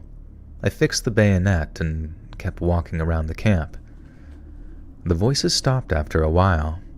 I wondered who in their right mind would hike into the wilderness for at least 20 miles in such miserable weather just to pull a prank on us. And that week they closed down the base 2 times because it was so cold.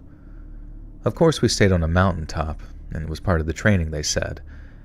My replacement came after a while, and when he showed up, the first thing he asked me was what I was doing with the bayonet on my weapon. I didn't want to say that I was hearing voices down below us, and I told him it was so cold that I decided to do some drill movements to warm myself up. I don't know if he believed me or not. The next month there was a huge military exercise in Wainwright, Alberta.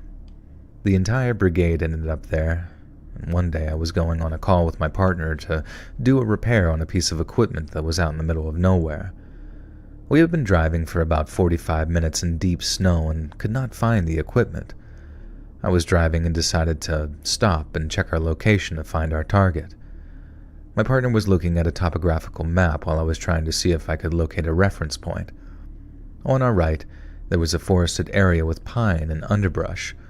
On the left, there was an open field. At about 100 feet from the tree line in my 10 o'clock position, there was a large white-tailed buck foraging in the snow. The deer was facing us and looking out in our direction. And then, out of nowhere, a huge creature blasted out of the tree line and aimed directly towards the grazing deer. It took less time for the beast to cover the approximate 100 feet to the deer than it took for me to tell my partner to look. The beast grabbed the deer by the head. It was smaller than the deer by about 2 feet. It was reddish-brown in color with very wide shoulders. It was taller than the deer. Oh, my bad. I was going to say a small creature just like picking something up. Oh. Wait. Okay. Wait, the internet's not down, right? Also, my stupid fucking stream froze, dude. Man, that's so lame, man. I know that's gonna happen.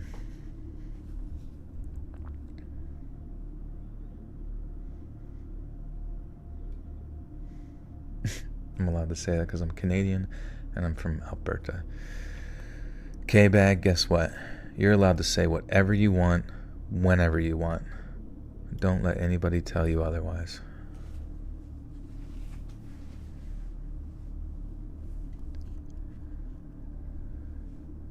It was taller than the deer by about 2 feet.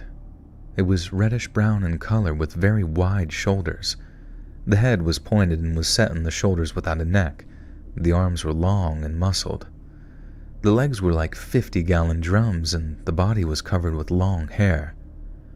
I wish I had more time to look at it and get more details, but everything went so fast. As soon as the beach...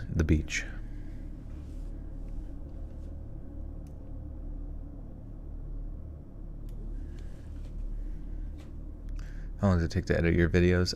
Not too long. Because It's all the start and stops. Thankfully not like... I don't have to like dig through all of this.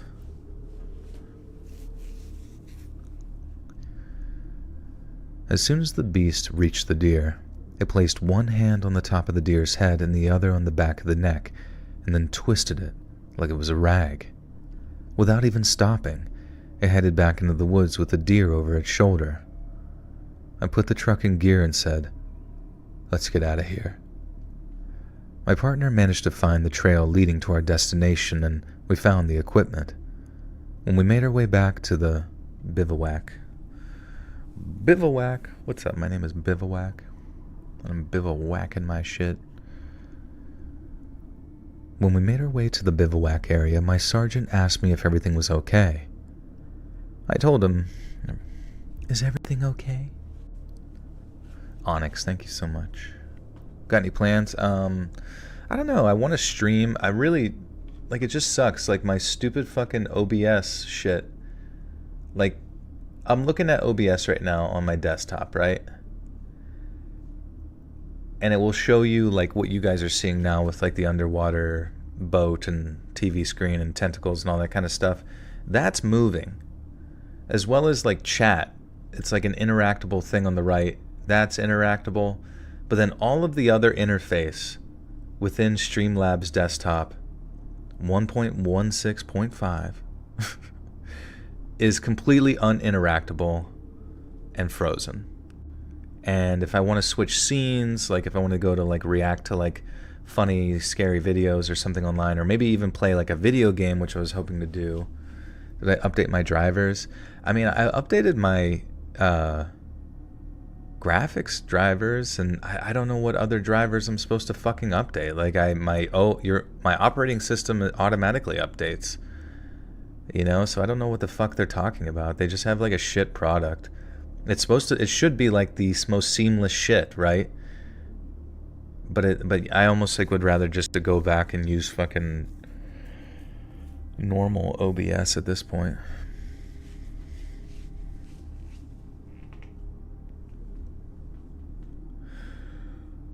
Whoa, what's up, Shiloh? To Truth DT, does he use OBS? Does he use Streamlabs OBS? Because I know they're like two different companies. Like Streamlabs is its own thing. I don't even know if they have... Actually, I don't even know if they call themselves Streamlabs OBS anymore. I guess they just call it Streamlabs. I have a broken leg. I'm peeing out of my ass and I can't sleep. Thank you for streaming so late and making my night bearable. You're welcome. Sorry about the issues. What's up, Drew? How you doing, dude? Story's probably a goat man. Sounds kind of like Sasquatch in a way, but it sounds like a very violent Sasquatch.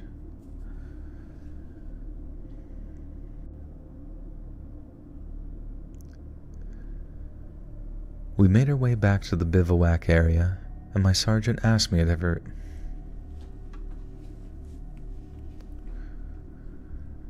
When we made our way back to the bivouac... God damn it.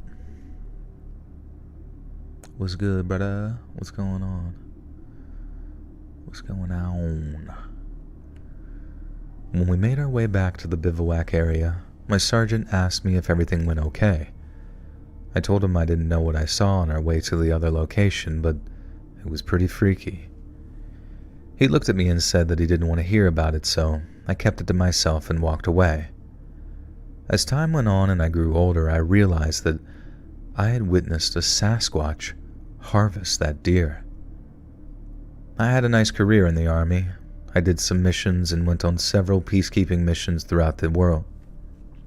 It's crazy to think that the Sasquatch is like so smart. Well, at least in this situation, I like to imagine that the Sasquatch is literally so intelligent that it knows that like military, well, maybe it doesn't know about the military bullshit, but it knows that there's humans there, right? And it just like, it knows that it can just kind of like casually go and hunt this deer and be sighted, and that's fucking it, you know? Actually, that would be the dumbest thing it could do, is like do hunting around military people. Because I feel like if military people saw it enough, they might be like actually ordered to shoot. Do you think Bigfoot experienced the world wars? You know, I think so. I think a lot of the Bigfoots died in the Holocaust, unfortunately. I think that's where they all went. Hitler had it out for him. He was searching for all type of stuff, and Sasquatch was included. I had a nice career in the Army. I did some missions and went on several peacekeeping missions throughout the world. I saw a lot of strange animals and witnessed many unusual situations, but the beast in Alberta was the one that I will never forget.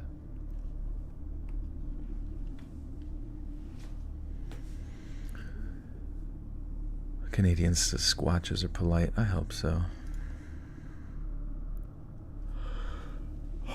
Does anyone know where... Does anyone know where you like a subreddit or something where you can like be kept up to date with like Sasquatch sightings?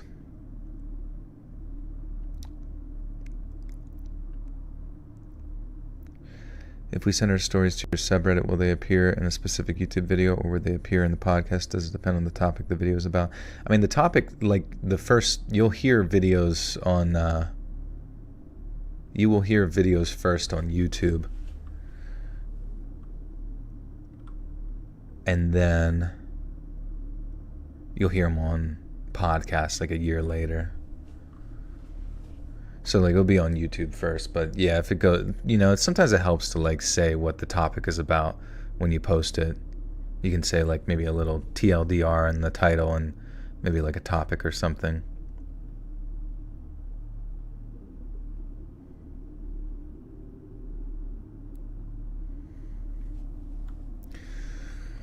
All right.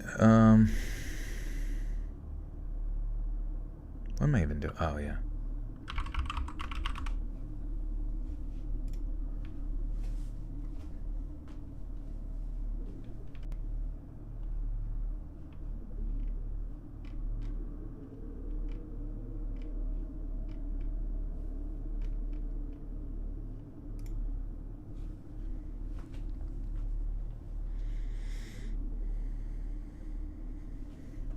You think they use portals? They're real but rare. I don't know. I just feel like the idea that like a Sasquatch is like some sort of interdimensional being, it just seems so weird to me. Like that one story we heard earlier did have some sort of like paranormal alien sort of interplay with like Sasquatch.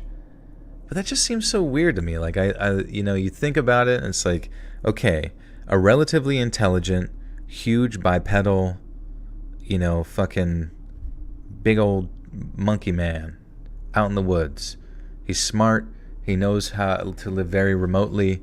He knows how to typically avoid people for the most part. And that's it. That makes sense to me, you know. But then this weird sort of like adding like portals and like Sasquatch live underground and or that they're like aliens. Like it's just, or time travelers I've heard. Like I remember this one guy when I worked at a hospital. He was the respiratory therapist guy, and he was absolutely convinced that Sasquatch was fucking people in the future, time traveling as a way of like doing vacations. That's what he thought, was that Sasquatch was not only real, but he also was from the future, and this was their form of like vacation, was going back and like visiting people in the past. I was like, so these people are so far in the future that they have time travel as a form of entertainment, and every one of them are just like a bunch of like hairy gorilla people? And he was like, yes, that is what I think. I was like, fair enough. It's about as valid as any of our fucking stupid thoughts in our head. The McPherson tapes, which one's that? Is that the one with the guy, like, the original stuff? Yeah, we de-evolved. I don't even know.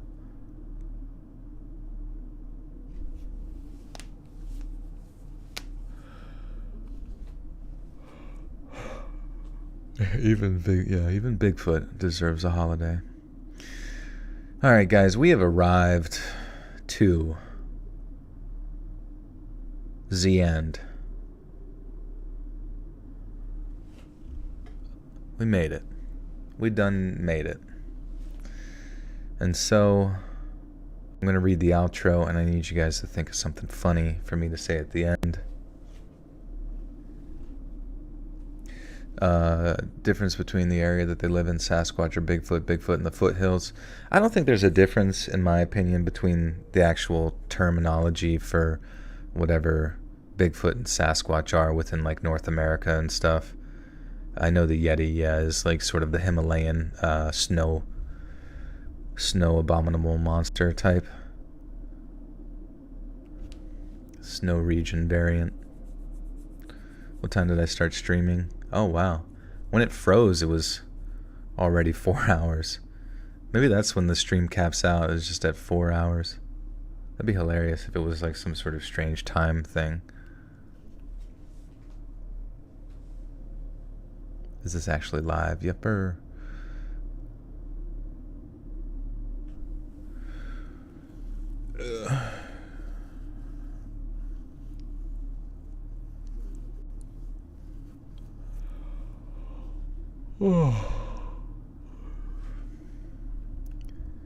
Hey friends, thanks for listening. Click that notification bell to be a... God, sometimes my words just like blend together.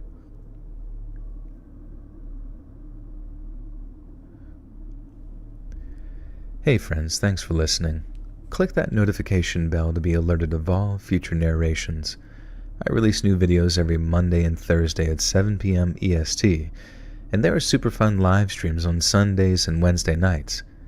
If you got a story, be sure to submit them to my subreddit, r/letsreadofficial, or send it over email and you might even hear your story featured on the next video.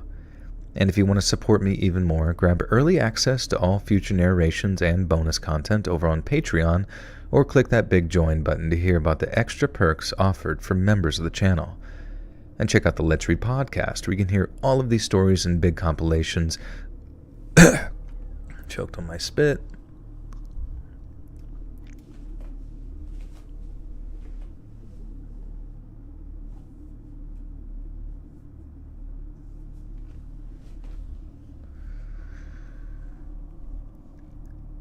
And check out the Let's Read podcast, where you can hear all of these stories and big compilations located anywhere you listen to podcasts. All links in the description below. Thanks so much, friends.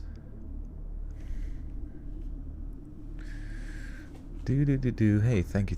Good to remember, Sasquatch. Squash is squash. Bigfoot doesn't have big feet. Share your beef jerky with the squatch.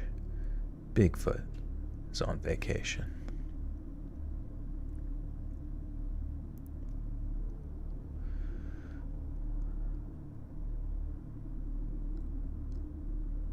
Whoa, this is wild. I used to listen and fall asleep to you in high school. I'm up late and is surprised to come across a live stream after years. Well, welcome. Glad to have you. Thanks for listening. Running with Scissors 04. Thank you for the 10. Party Hardy. Thank you, my friend. Appreciate you. What's good? The Nardwar. Hey, Sasquatch. What's going on with you? What does Nardwar sound like? Nardwar. So, Tyler the Creator, what's, how do you do, Tyler the Creator, what's it like when you, make a song?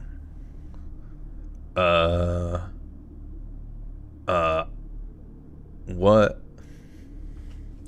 Okay. So what I'm trying to say, he just has an aneurysm on. All right. Do. Dating app stories in the future. We will look into it. How do you keep your pants up during a performance? All right. Where's what big? Oh yeah. Thanks so much, friends. And remember, Bigfoot's on vacation. All right. So anyways, unfortunately the stream is continuing to freeze here, so I have to end it manually. But guys, thanks for being here. I will, like I normally do, I'll get this up on Patreon over there.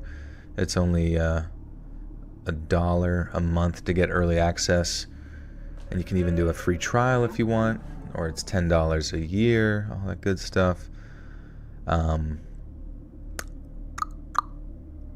Yeah, I was like, started the Nardware impression, and I was like, wait, what does that freak sound like? No, I'm just kidding.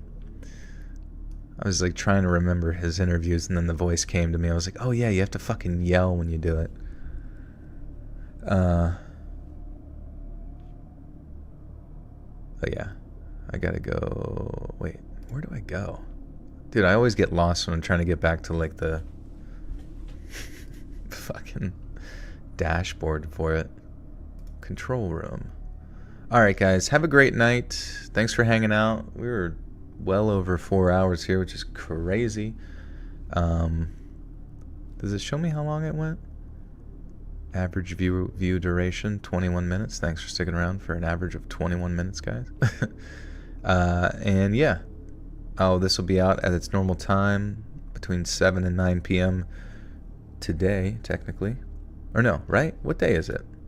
Yes, Thursday. Okay, Mondays and Thursdays, new videos. And then I believe this Sunday is a compilation day, so my next stream might not be till my birthday stream on Tuesday, June 4th. So follow me on Twitter at Let's Read and Instagram at letsread.official to be kept up to date whenever I go live. Otherwise, hit that notification bell over here, guys. But thanks so much. Let me know what you think about the video when it comes out. And I will see you guys again soon. Thanks for everything. Yeah, sadly it's frozen, so no outro music right now, but I don't know. We'll figure it out. Hopefully OBS fixes their shit, but alright. Bye-bye.